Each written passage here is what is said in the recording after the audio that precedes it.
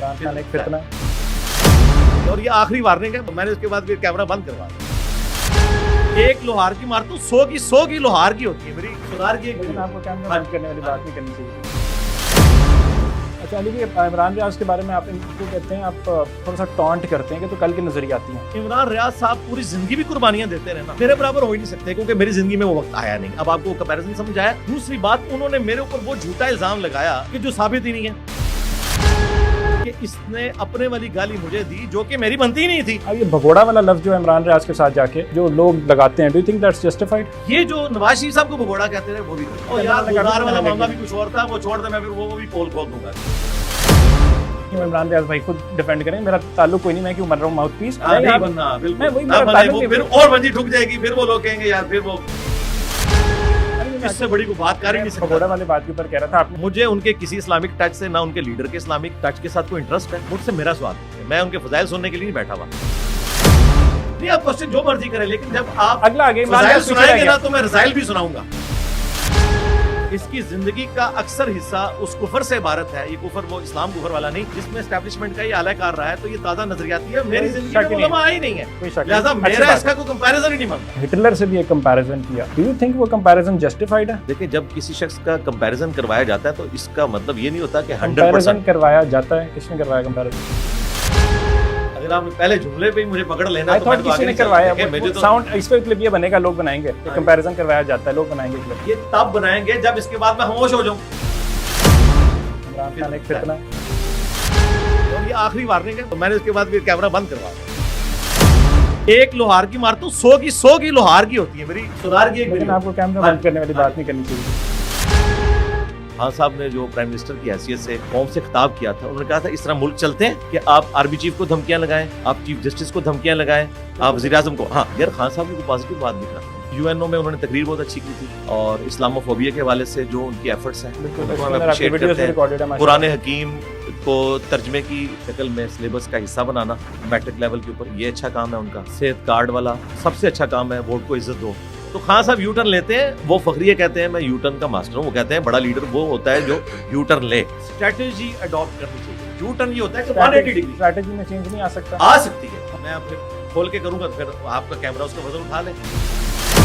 180 degree ये है कि आप लोगों को बताते हैं कि आर्मी चीफ कौम का बाप होता है और आर्मी चीफ के बारे में बोलना पूरी आर्मी के बारे में बोलना होता है। ठीक है, आर्मी चीफ कौम का बाप होता है नहीं होता? तो आप बाप तो नहीं, आपको बदलना चाहिए।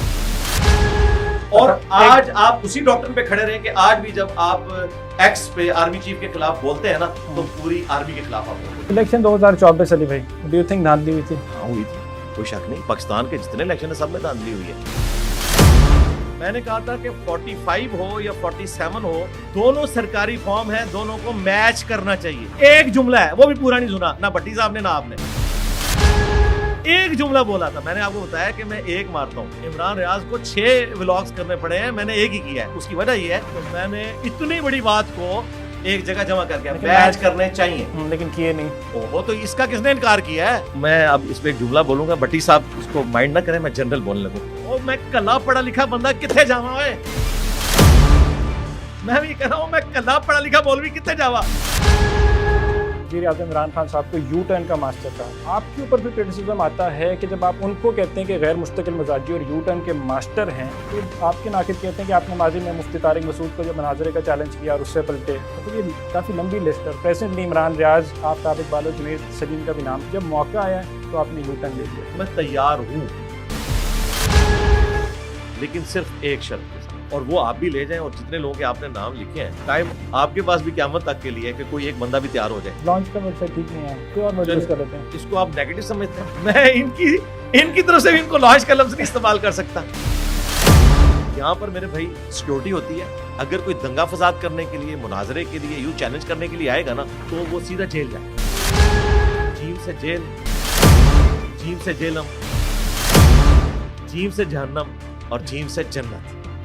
इज़्दिवाजी ज़िंदगी के अंदर वो कहते हैं कि ज़ना बिल जबर के ज़ुमरे में आ जाता है जब आप पोस्ट अपने आप को अपनी अहलिया के ऊपर पुश करते हैं फिजिकली रात के टाइम। अहलिया इज़ नॉट इंटरेस्टेड, लेकिन एक मेल कहता है कि मैं पुश करूंगा अपने आप को, उसकी चॉइस नहीं है। तो क्या ये मैरिटल रेप होगा? कोई शरीफुल नफ्स सा कमजोर सा मर्द मेरे सामने पेश करना है तो मैं तो वो बात नहीं करूंगा, मैं तो मर्द की बात कर रहा हूँ ना, उस मर्द की जिसे मर्द कहा जाता है। मियां बीवी में میں سیکس سب سے امپورٹنٹ جذبہ ہے. کالجز اور یونیورسٹیز کے باہر پھر رہے ہوتے ہیں, ان سے اگر پوچھا جائے کہ آپ کی بیوی کیسی ہونی چاہیے, وہ کہیں گے جی فل نقاب کرتی ہو اور شادی سے پہلے کہیں افیئر نہ چلا, اور خود وہ افیئر چلا رہے ہوتے ہیں. میں تو ان کو ٹونٹ کرواتا ہوں. Double standard.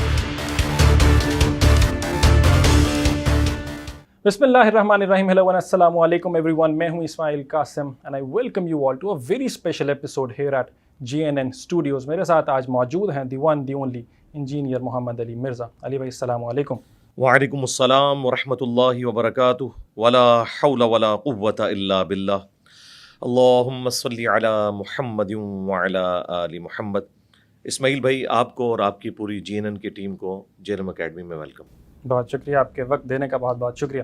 علی بھائی, آغاز کریں گے ایک کنفیوژن سے جو کہ ڈیپ روٹیڈ ہے اور پاکستان کی سوسائٹی کے اوپر سنس آپ پڑھتے ہیں, اپنا تجزیہ دیتے ہیں, انالیسس دیتے ہیں, اور آپ کی جہاں پہ ریلیجن کو لے کے اتنی زیادہ ایکسپرٹیز ہیں ماشاءاللہ سے, اتنے سال لگائے ہیں, پولیٹیکلی بھی آپ کافی زیادہ اویئر ہیں. So there is a deep rooted confusion Pakistani society میں کہ ہمیں ریلیجیس ہونا ہے یا سیکولر ہونا ہے. کیا کہیں گے کہ مستقبل کیسا ہونا چاہیے؟ بیکاز پچھلے 70 سے زیادہ سالوں کو دیکھیں تو اس سوال کا جواب ملا نہیں اب تک. دیکھیں, یہ پورا PhD تھیسیز ہے جو آپ ڈسکس کرنے جا رہے ہیں. میں اس کو نٹ شیل میں کور کر دیتا ہوں. اس کے لیے میں نے ایک ٹرم ڈیوائز کی تھی, اسلامک سیکولرزم کی. ٹھیک ہے. اس پوائنٹ آف ویو سے کہ پاکستان میں اگر کسی ایک فرقے کی حکومت آتی ہے تو وہ کسی دوسرے فرقے کو اپنے ساتھ برداشت کرنے کے لیے تیار نہیں ہے, چاہے جائے کہ آپ ایکسپیکٹ کریں کہ وہ نان مسلمس کو یا سیکولرز کو یا ایتھیسٹ کو اپنے ساتھ وہی سب کچھ رسپیکٹ دینے کے لیے تیار ہوں. وہ تو اپنے دوسرے مسلمان بھائیوں کو ماننے کے لیے تیار نہیں ہے. تو میں تو بالکل اس حق میں نہیں ہوں کہ کسی ریلیجس جماعت کی یہاں پہ حکومت آئے, سوائے ایسی جماعت کے کہ جو کو ایگزسٹ کرنا جانتی ہو. میری نظر میں جماعت اسلامی ایک ایسی جماعت ہے جن کے اندر یہ حوصلہ ہے کہ ان کی مساجد میں اگر کوئی اونچی آواز سے آمین کہتا ہے, رفع الیدین سے نماز پڑھتا ہے, اگرچہ وہ officially Hanafi school of thought کو لے کے چل رہے ہیں, لیکن وہ اس حوالے سے کوئی غصے میں نہیں آتے ہیں, نہ کسی نمازی کو مسجد سے نکالتے ہیں. میں بسا اوقات ان کی مسجد میں نماز کے لیے جاتا ہوں, کئی بار مجھے امامت کے لیے آگے کر دیتے ہیں. حالانکہ ایک بڑے حوصلے والی بات ہے کہ ایک جو رفع الیدین سے نماز پڑھ رہا ہے پیچھے سارے حنفی ہیں. تو یہ جو ٹالرنس جماعت اسلامی کے اندر موجود ہے, اس طرح کی ٹالرنس ہمیں کسی اور مذہبی جماعت میں نظر نہیں آتی. یعنی اگر آپ کہیں کہ TLP تو وہ کٹر ایک بریلوی اسکول آف تھاٹ سے تعلق رکھنے والی جماعت ہے, اور جس طریقے سے وہ لانچ ہوئے ہیں, میرا خیال ہے اگر ان کے ہاتھ حکومت آ گئی تو وہ تو اپنا ایجنڈا مکمل کریں گے جو وہ کرنا چاہ رہے ہیں. اپنے علاوہ سب کو گستاخ رسول کہنا, دوسرے فرقوں کو, چاہے جائے کہ آپ یہ بات کریں کہ وہ نان مسلمس کو ایکسیپٹ کریں گے. تو ان شارٹ یہ ہے کہ یہاں پر کسی فرقے کی حکومت نہیں ہونی چاہیے. ہاں, جس کے اوپر سارے کے سارے ہمارے مکاتب فکر ایگری کرتے ہیں, مثلا سود کے ایشو کے اوپر, کو ایجوکیشن کے مسئلے کے اوپر, حجاب کے اوپر, ان ساری چیزوں کے اوپر جو کنسنسس ہے وہ کنسنسس بنا لیا جائے. باقی نان مسلمس کو بھی آزادی ہو, وہ اپنے مذہب کے مطابق زندگی گزاریں اور مسلمان اپنے مذہب کے مطابق. اچھا, انڈرسٹوڈ, لاجیکل آنسر. اس کے اندر ایک چیز ہے کہ اس کے کیا کنفیوژن ختم ہو جائے گی. جو میرا انیشل سوال تھا, آپ نے کہا کوئی مذہبی جماعت اسلامی لیٹس سپوز ان کو دے دی جاتی ہے حکومت, TLP کا آپ نے اگزامپل دی, کوئی بھی مذہبی جماعت آ جاتی ہے تو وہ ڈویژن جو ہے, وہ ڈیوائڈ جو ہے, وہ کنفیوژن جو ہے وہ تو ختم نہیں ہوگی. پھر بھی بہت سے لبرل طبقہ ہے جو کہے گا کہ پاکستان از سپوز ٹو بی سیکولر. وہ سر سید احمد خان کی مثال دیں گے, 1857 کے اندر لے کے جائیں گے, کہیں گے جو دیوبند نے اینٹی ویسٹ سینٹیمنٹ اجاگر کیا تھا وہ ٹھیک نہیں تھا. ٹرینٹی آف آئیڈیاز کی جو بات کی تھی سر سید نے, aloofness from politics, devotion to education, loyalty to British, یہ بالکل ٹھیک تھا. تو وہ کنفیوژن وہاں سے چلتی آئے گی, آگے وہی قائد اعظم کی اسٹیٹمنٹس میں نظر آئے گی, وہی ہمیں پھر اقبال نظر آئیں گے, وہ کہہ دیں گے جدا ہو دین سیاست ہے تو رہ جاتی ہے چنگیزی. تو کنفیوژن جو ہے ایک عام یوتھ کے اندر, ایک بچہ جو سن رہا ہے اس کو سوال کا جواب نہیں ملے گا. کنفیوژن جو ہے وہ دور اس طرح ہو جائے گی, جو سمجھتا ہے کہ ہمیں یہاں پر سیکولر ریاست چاہیے تو وہ رائے عامہ ہموار کریں اس کے لیے. اس وقت تو میجورٹی وہی ہے کہ جو یہ چاہتے ہیں کہ یہ اسلامک ریاست بنے. آج آپ ریفرینڈم کروا کے دیکھ لیں, جو لوگ دین پہ نہیں چلنے والے ان کا بھی موقف یہی ہے کہ پاکستان میں اسلامک سزائیں نافذ ہونی چاہیے اور ریاست کو دین کے مطابق چلنا چاہیے. جس کو وہ دین سمجھتے ہیں اس کے اوپر بحث ہو سکتی ہے. اس لیے میں نے کہا کہ جو ایگریڈ اپون چیزیں ہیں ان کے اوپر کیا جائے, باقی سب کو یہ اجازت دی جائے. اور انشاءاللہ تعالیٰ اگر پیور اسلامک سسٹم یہاں پر آتا ہے اس حوالے سے کہ دوسروں کو آپ موقع دیں گے کہ وہ بھی اپنی مرضی کے مطابق زندگی گزار سکتے ہیں, تو سیکولرز بھی انشاءاللہ سیٹسفائی ہوں گے. ہم سے سیٹسفائی نہیں ہے, ہم پر تو دھبا لگ گیا کہ ہم سیکولرز کے فرنٹ مین ہیں, اس وجہ سے کہ ہم نے ان کو سپیس دی ہے. اللہ کا شکر ہے. میں نے تو بہت پہلے کہا تھا کہ یا تو آنے والے مسلمان ایتھیسٹ ہوں گے یا پھر وہ مسلمان ہوں گے جو ہم لوگوں کے سامنے اسلام رکھ رہے ہیں کہ یہ ٹرو پکچر ہے جو بکش اسلام ہے. یہ فرقے کا اسلام نہیں ہے, بکش اسلام ہے. ٹھیک ہے, میک سینس. یعنی اوور آل اس ڈبیٹ کو بہت سے لوگ یہ بھی کہتے ہیں کہ religion is supposed to be a personal matter and state always has to be secular. Treaty of Westphalia کی ایگزامپل دیتے ہیں. 30 years یورپ کی جو وار ہوئی 30 سالہ, اور اس کے اندر کہتے ہیں مطلب میسیکر ہوا, اس کے باوجود وہ کہتے ہیں کہ اگر صلح ہوئی تو تب ہوا جب ہم نے پوپ کو چرچ سے الگ کیا. تو فائنلی یعنی اس کا آرگیومنٹ یہ بنتا ہے کہ اسٹیٹ اور ریلیجن کو اکارڈنگ ٹو یو سیپریٹ نہیں کیا جا سکتا. نہیں کیا جا سکتا. ظاہر میں مسلمان ہونے کی حیثیت سے اس کو ڈسکس کر رہا ہوں. بہرحال کرسچینٹی کی کوئی ورسٹ ایگزامپل دے کر اسے ایکسٹراپولیٹ کر کے اسلامک سسٹم کو کسی بھی طریقے سے ملائن نہیں کیا جا سکتا. ہم پہلے یہ بھی تجربہ کر کے دیکھ لیں. یہ تو اسی طریقے سے ہے کہ رسل نے اور رچرڈ ڈاکنز نے کرسچینٹی کو اسٹڈی کر کے اسلام کے اوپر بغیر پڑھے حکم لگا دیا. تو ہم کہتے ہیں کہ ہم سے ڈسکشن کریں اس ٹاپک کے اوپر, ہم اپنا موقف رکھیں گے. یہ الگ بات ہے کہ پریکٹیکلی ابھی تک ریلیجس طبقہ یہاں پر کامیاب نہیں ہوا, اور اس کے پیچھے ظاہر ہے ریزن جو ہے وہ ہماری اسٹیبلشمنٹ ہے. اس میں کوئی شک نہیں ہے کہ اسٹیبلشمنٹ جب مولوی طبقے کو سپورٹ کرتی ہے تو اسلام کی طرف سارے معاملات ہو جاتے ہیں, اور اگر اوپر آرمی چیف مشرف جیسا آ کے بیٹھ جاتا ہے تو روشن خیالی آ جاتی ہے. جی روشن خیالی کیا, دیندار لوگوں کے لیے زندگی اس نے مشکل بنا دی تھی. وہ دوسری ایکسٹریم پہ چلے گئے تھے. روشن خیالی کے نام پہ آپ چھوٹی چھوٹی چٹیاں بنا کے بچے اور بچوں کو اکٹھے دوڑا بھی دیتے ہیں, تو یہ والا فیکٹر بھی ہو جاتا ہے. انٹرسٹنگ بات کو آگے لے کے چلیں گے جا کے. تو ہماری آغاز تھا کانورسیشن کا. علی بھائی, اگر ہم کہتے ہیں ریلیجیس سوسائٹی ہمیں چاہیے اور اس کو لے کے آنا ہے, تو اس کے اندر ایک سوال تو میرا ہوگا الکوہل ریلیٹڈ, لیکن اس سے پہلے ایک اور سوال ہوگا کہ ہماری ایک ریلیجیس سوسائٹی ہے جو کہ پریزنٹلی ہم کہتے ہیں کہ ان کی حکومت نہیں ہے, لیکن اس کے باوجود بھی اگر ہم مدرسوں کی بات کریں تو اوور آل 35,000 سے زائد مدارس ہیں, جس کے اندر 3.5 ملین سے زیادہ کے اسٹوڈنٹس ہیں جو اسلامی دینی تعلیم حاصل کر رہے ہیں پاکستان بیورو آف اسٹیٹسٹکس 2023 کے مطابق. اتنی زیادہ فگر ہے بچوں کی. اس کے اندر ساحل ایک پاکستانی آرگنائزیشن ہے جو مانیٹر کرتی ہے چائلڈ ابیوز کو. انہوں نے ڈاکومنٹ کیے 56 کیسز ایک سال کے اندر چائلڈ ابیوز کے. اس کے بعد ایسوسیٹڈ پریس آف انویسٹیگیشن نے ایک ڈیکیڈ کے اندر 359 کیسز رپورٹ کیے of child abuse by the religious officials and clerics.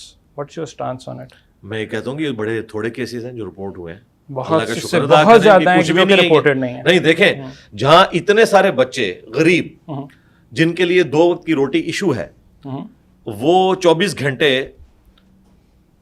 اپنے ٹیچرز کو اویلیبل ہے, اس میں اگر یہ کیسز دیکھیں تو کچھ بھی نہیں ہے. اگر واقعی اتنے کیس ہیں, میرا تو خیال رپورٹ کم ہوا ہے جو کہ رپورٹ نہیں ہوئے, وہ تو لکھا ہوا ہے, میں نے مینشن کیا. باقی یہ ہے کہ ہم سمجھتے ہیں کہ ہمارے جو مدارس ہیں یہ پاکستان میں سب سے بڑی اگر کوئی این جی او ہے تو یہ مدارس ہیں. غریبوں کو کھانا مل رہا ہے, یہ بہت بڑی نعمت ہے. میں حالانکہ ان کے اوپر سختی سے تنقید کرتا ہوں ان کے نظریات کے اوپر, لیکن میں یہ سمجھتا ہوں کہ غریبوں کو جو انہوں نے پناہ دی ہوئی ہے, غریبوں کے بچوں کو, ان کے لیے 2 وقت کی روٹی آسان ہو گئی ہے ان کی وجہ سے. یہ بہت بڑی نعمت ہے. باقی وقت کے ساتھ تبدیلی آ رہی ہے. اب دیکھیں پاکستان میں کئی مدارس ہیں جنہوں نے وقت کے تقاضوں کے مطابق اپنے آپ کو ڈھالنا شروع کیا ہے.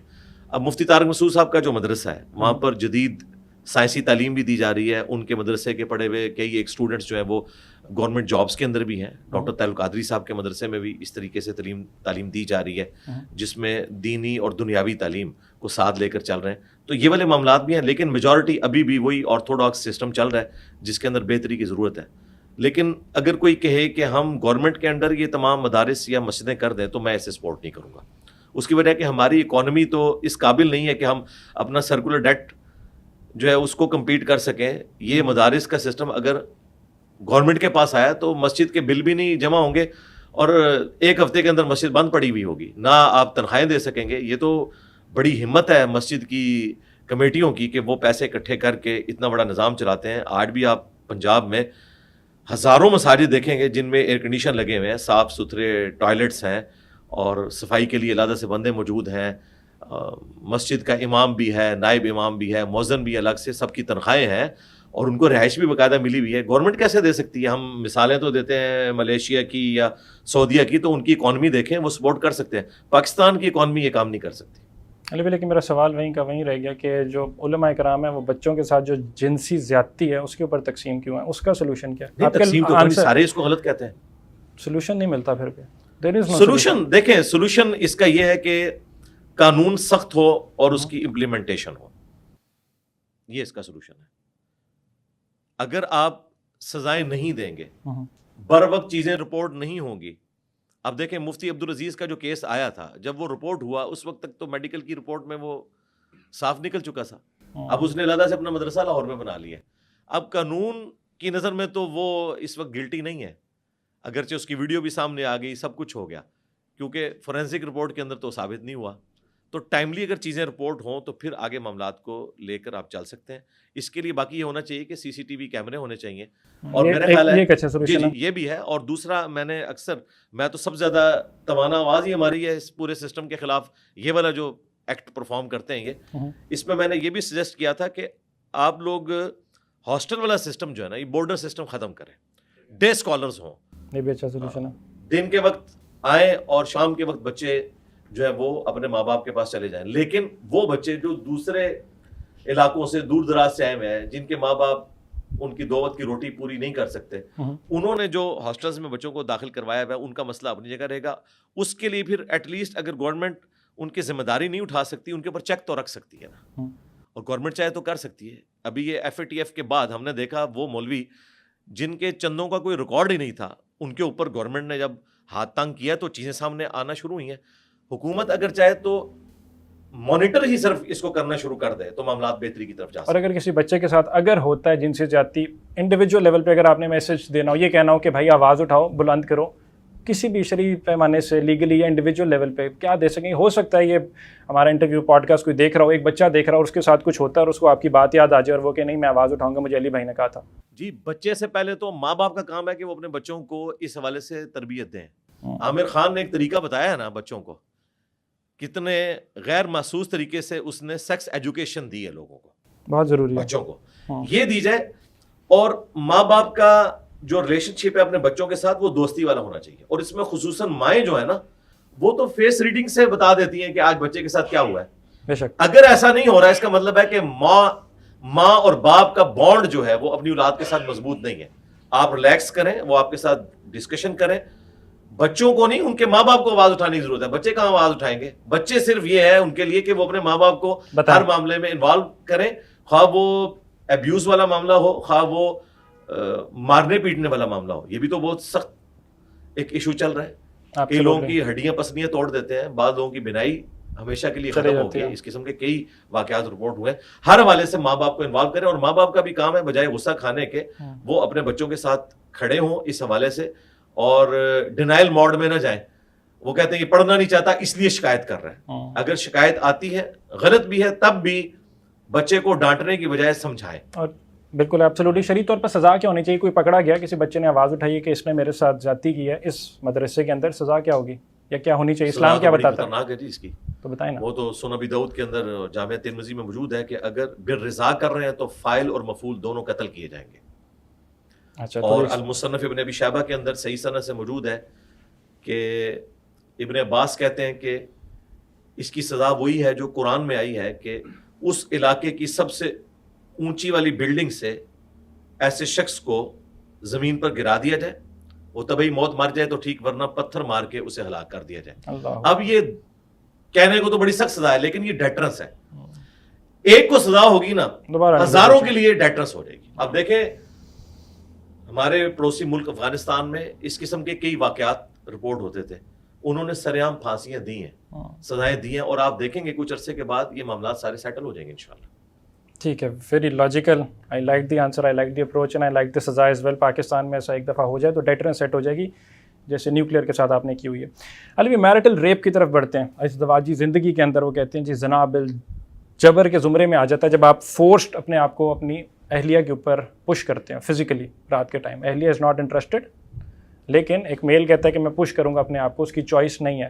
تو کیا یہ میرٹل ریپ ہوگا؟ اس کی کیا ایکسپلینیشن کیا ہے؟ ریپ تو اس کو کہا ہی نہیں جا سکتا, اس کے لیے ایجوکیشن کی ضرورت ہے. دیکھیں بچیاں جو ہیں ماؤں کا کام ہے ان کو ایجوکیٹ کریں کہ خاوند کے کیا حقوق ہیں, اور یہ اسپیسیفکلی جو سیکس والا معاملہ ہے یہ ایک کریٹیکل ایشو ہوتا ہے مرد کے لیے. تو عورتوں کو چاہیے کہ وہ جہاں تک اکوموڈیٹ کر سکتی ہیں وہ کریں, یہ مرد کا حق ہے. لیکن مرد کا بھی کام ہے کہ وہ بھی اپنی بیویوں کو اکوموڈیٹ کریں. اس حوالے سے کہ اگر ایک بیوی 3-4 بچوں کے ساتھ پورا دن مصروف ہے اور صفائی بھی وہی دیکھتی ہے گھر کی, کپڑے بھی وہی دھوتی ہے, کھانے پکانے کا معاملہ بھی وہی کرتی ہے, اور رات کے وقت جب وہ بستر پہ آتی ہے اس کو تو ہوش ہی نہیں ہوتی, تھک جاتی ہے وہ بالکل بعد میں, یعنی وہ بستر پہ بعد میں آتی ہے, نیند اس کو پہلے آئی ہوئی ہوتی ہے. تو مرد کا کام ہے کہ اکوموڈیٹ کرے, لیکن بسا اوقات عورتیں بھی خام خواہ بعض معاملات میں ضد بنا لیتی ہیں. میرے پاس اس قسم کے کیسز آتے ہیں. بعض اوقات غصہ خامند کے ماں باپ کے اوپر ہوتا ہے اور وہ بیویاں خامدوں کے اوپر غصہ نکالتی ہیں. تو میں یہ کہتا ہوں کہ ایک جو بندہ آپ کے ساتھ مخلص ہے نا, اس کو تو اپنے ساتھ مخلص رہنے دینا, اپنے معاملات کا غصہ اس کے اوپر نہ نکالیں. ہاں, پازیٹیولی اپنا احتجاج ریکارڈ کروائیں. اس کا اچھا طریقہ ہو سکتا ہے کہ آپ اپنے معاملات کو ان کے ساتھ ڈسکس کریں, اپنے ہسبینڈ کے ساتھ, کہ مجھے یہ ایشوز آ رہے ہیں اور اگر آپ افورڈ کر سکتے ہیں تو مجھے الگ گھر میں شفٹ کریں. الگ گھر میں نہیں کر سکتے, الگ پورشن میں کریں. کچن الگ کرنے سے 90% مسائل جو ہے نا وہ حل ہو جاتے ہیں, یہ میں نے دیکھا ہے. لیکن بہرحال اس میں سب سے مشکل جو صورتحال ہے اس سے تو ہسبینڈ کو گزرنا پڑتا ہے, کیونکہ اس کو ماں باپ اور اپنی بیوی بچوں کے درمیان بیلنس رکھنا پڑتا ہے, اور وہ عموماً پیس جاتا ہے اس معاملے میں. بیلنس رکھنا مشکل ہو جاتا ہے, بہت مشکل ہو جاتا ہے. یعنی اوور آل ازدواجی زیادتی کا جو کانسیپٹ ہے, یو تھنک وہ نہیں ہے, میاں بیوی کا ریلیشن شپ ہے. اب مجھے یہ بتائیے, دس از اے ٹرم جو کہ بڑی زیادہ پروپیگیٹ کی جاتی ہے. تھوڑا میں اصل میں اس کے اوپر اس طرح تفصیلاً گفتگو نہیں کرنا چاہتا تھا, چونکہ آپ قریب رہے ہیں تو میں اس لیے میں لرننگ مقصد لرننگ ہے, بیکاز بہت سے لوگ ہر دوسرے دن کیمرے کا بھی خیال کرتا ہوں نا کہ کوئی ایسے الفاظ استعمال نہ ہو کہ جو میں نے اس لیے بڑے ڈھکے پہ لفظ لرننگ, مقصد لرننگ ہے, ویلیو ایڈیشن کرتا ہوں. مقصد لرننگ ہے صرف, اور کوئی مقصد نہیں. یہ ہے کہ اگر اس طرح کی کوئی صورتحال ہے تو خاوند کا کام ہے کاؤنسلنگ کرے اپنی بیوی کی, اس سے یہ پوچھے کہ بتاؤ میں دوسری شادی کر لوں, ٹھیک ہے, یا میں آؤٹ آف ویڈ لاک کوئی معاملات اپنے لے کے چلاؤں. تو کوئی یہ میں سمجھانے کے لیے کاؤنسلنگ, یہ بلیک میلنگ میں آ جائے گا. بلیک میلنگ نہیں ہے, کاؤنسلنگ ہے. ٹھیک ہے, کاؤنسلنگ. دیکھیں مرد کے اندر یہ اللہ تعالیٰ نے ایک امپورٹنٹ جذبہ رکھا ہے. شادی اس نے اس لیے نہیں کی ہے کہ 2 روم میٹ رہیں گے. شادی میں سب سے بڑی چیز سیکس ہے, اس کے بعد اولاد ہے. فرائیڈ نہیں, میں آپ کو بتاتا ہوں. دیکھیں, اچھا چلے میں جواب دے رہا ہوں نا, ٹھیک ہے, آپ جتنی بھی باتیں کریں گے نا میں تو آپ کو بڑوں کی مثالیں دوں گا. ٹھیک ہے, آپ نے اگر کوئی لا کے کوئی شریف النفس سا کمزور سا مرد میرے سامنے پیش کرنا ہے تو میں تو وہ بات نہیں کر رہا ہوں, میں تو مرد کی بات کر رہا ہوں نا, اس مرد کی جسے مرد کہا جاتا ہے. آپ کو ایک چلا گیا اس لیے کوئی بات نہیں. آپ دیکھیں فرائیڈ جو ہے وہ کیوں کہہ رہا ہے سب سے امپورٹنٹ جذبہ سیکس ہے. کیا وہ اسلام سے متاثر تھا؟ پوری دنیا اس کو مانتی ہے نا. اسلام تو پہلے سے کہہ رہا ہے زین للناس, مزین کر دی گئی ہیں لوگوں کے لیے حب الشہوات, جو اٹریکٹفل چیزیں ہیں اس دنیا کی. پہلے نمبر پر من النساء, عورتیں. مال کا ذکر, اولاد کا ذکر بعد میں ہوا. یہ اللہ بھی کہہ رہے ہیں, اور جو دنیا میں سیکولرز کے منی گاڈز ہیں نا, یعنی کہ فرائیڈ, وہ بھی یہی کہہ رہا ہے. اس کے اوپر کنسنسس ہے. اب اس پہ اگر ہم نے ویل انوینٹ کرنا ہے نا تو ہم الگ سے ڈسکشن کر لیتے ہیں کہ یہ بات ٹھیک ہے کہ نہیں. میرا خیال ہے جہاں پہ ہمارا کنسنسس ہے نا ریلیجس طبقے کا اور سیکولر طبقے کا, اس سے آگے چلنا چاہیے, ورنہ تو ہم ایک علمی شہوت پوری کر رہے ہوں گے ایک دوسرے کو نیچا دکھانے کے لیے. تو اس کے اوپر تو ہم ایگری ہے نا کہ سیکس سب سے امپورٹنٹ جذبہ ہے. آج بھی آپ دیکھ لیں سیکس سے بڑا کوئی امپورٹنٹ جذبہ نہیں ہے. سیکس ڈسپلن اسلام نے دیا ہے, یا تو آپ سیکس ڈسپلن سے باہر نکل جائیں تو پھر وہ مرد اپنی ایسی عورتوں کو روم میٹ کے طور پہ ایکسیپٹ کر لیں گے, وہ باہر منہ ماریں گے. اگر بیوی چاہتی ہے کہ اس کا خامند اس کے ساتھ مخلص ہو تو اسے سیکس کے معاملے میں اسے اکوموڈیٹ کرنا ہوگا, اور اسی طریقے سے خامند کو بھی کرنا ہوگا. یہ الٹ کیسز بھی ہوتے ہیں. میرے ایک آفس کے کولیگ تھے, ان کے ساتھ بالکل الٹ معاملہ تھا, وہ تنگ آئے ہوئے تھے اپنی بیوی سے. اس طرح کا معاملہ بھی ہو جاتا ہے. تو ان کو بھی ہم یہی سمجھاتے تھے سیکس چونکہ ایک نیچرل جذبہ اللہ تعالیٰ نے رکھا ہے, اس کو آپ ختم تو کروا نہیں سکتے, اس کو آپ ڈائریکشن دیں گے, اور اس کے لیے نکاح اللہ تعالیٰ نے رکھا ہے. اور جب نکاح کیا وہ اسی لیے کیا ہے کہ انسان دوسری طرف نہ جائے. اب دوسرا آپشن تو یہ ہے کہ وہ دوسری شادی کر لے یا تیسری شادی کر لے, اس کو بھی اللہ تعالیٰ نے اجازت دی ہے. اور ایک وہ کام ہے جو شیطانی عمل ہے, اور اس میں بیوی تو ٹھیک ہے خوش رہے گی کہ ٹھیک ہے مجھے یہ تنگ نہیں کر رہا, لیکن دوسری طرف اس کے خاوند کی بھی آخرت برباد ہوگی, اور وہ اس کے لیے بھی تکلیف دہ چیز ہے اگر وہ اپنے ہسبینڈ سے محبت کرتی ہے. تو شادی شدہ رشتے میں بانڈ 2 چیزیں ہیں, سیکس اور اولاد.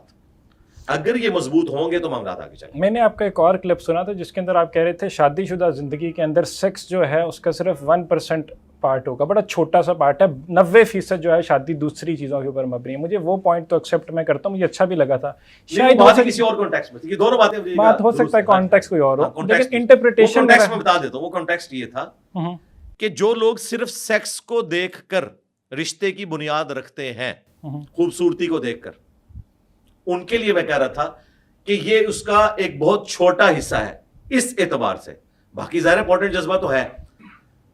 دوسرا، جو لوگ سمجھتے ہیں کہ یہ شادی سے پہلے جو ہم اس طرح عشق مشوقی کے معاملات چلاتے ہیں، شادی کے بعد بھی یہی کچھ چلتا رہتا ہے، نہیں، زندگی میں کئی ایک چیزیں آ جاتی ہیں، اس میں سب سے بڑا فیکٹر اکانومی آتا ہے۔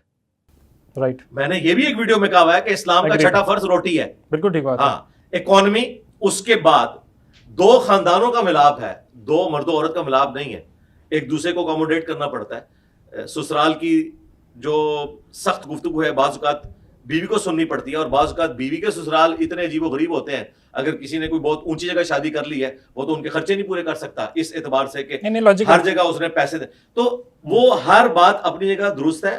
نبی اسلام کے پاس بھی اگر کوئی آگے سوال کرتا تھا نا کہ بتائیں سب سے بہتر عمل کون سا ہے، تو آپ صلی اللہ علیہ وآلہ وسلم نے کہیں پر نماز کا ذکر کیا ہے، کہیں پر ماں باپ کے ساتھ حسن سلوک کا ذکر کیا ہے۔ وہ ہر بات اپنی جگہ پر درست ہوتی ہے، پرسن ٹو پرسن ویری کرتی ہے، لیکن یہ بات اپنی جگہ موجود ہے ایک یونیورسل ٹروتھ کے طور پر کہ میاں بیوی میں سیکس سب سے امپورٹنٹ جذبہ ہے۔ اس کو میں ابھی ثابت کرتا ہوں، اگر فری سیکس ہوگا، اگر عورت بدکار ہے تو کیا ہسبینڈ اس عورت کو اپنے ساتھ رکھے گا؟ تو اس کا اس اعتبار سے دیکھا جائے تو اتنا بڑا حصہ ہے، اور اگر مرد بدکار ہوا تو بھی وائس ورسا، یقیناً ہم تو مردوں کو کہتے ہیں کہ بھئی آپ نے اپنی بیویوں کے ساتھ مخلص رہنا ہے، اور میں تو اکثر مثال دیتا ہوں کہ یہ جو لوگ اسلامی بہنوں کی خدمت کے لیے کالجز اور یونیورسٹیز کے باہر پھر رہے ہوتے ہیں، ان سے اگر پوچھا جائے کہ آپ کی بیوی کیسی ہونی چاہیے تو وہ کہیں گے جی فل نقاب کرتی ہو اور شادی سے پہلے کہیں افیئر نہ چلا، اور خود وہ افیئر چلا رہے ہوتے ہیں، میں اس کو ٹونٹ کرواتا ہوں، ڈبل سٹینڈرڈ ہے۔ ٹھیک ہے، لاجیکل۔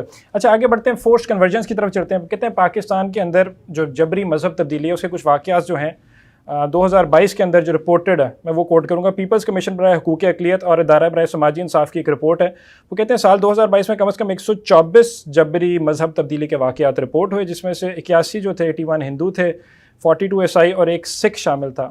اس مسئلے کی بنیادی وجوہات کیا ہیں اور اس کا اسلامک یا شرعی طور پر کیا پہلو ہے اس کا؟ لیک آف ایجوکیشن ہے، اور آپ کی اس رپورٹ سے ہی لگ رہا ہے کہ میجورٹی واقعات سندھ کے ہیں، کیونکہ 81 ہندو آپ نے ذکر کیے وہیں پر رہتے ہیں، اور زیادہ تر سندھ میں یہ جہالت پائی جاتی ہے۔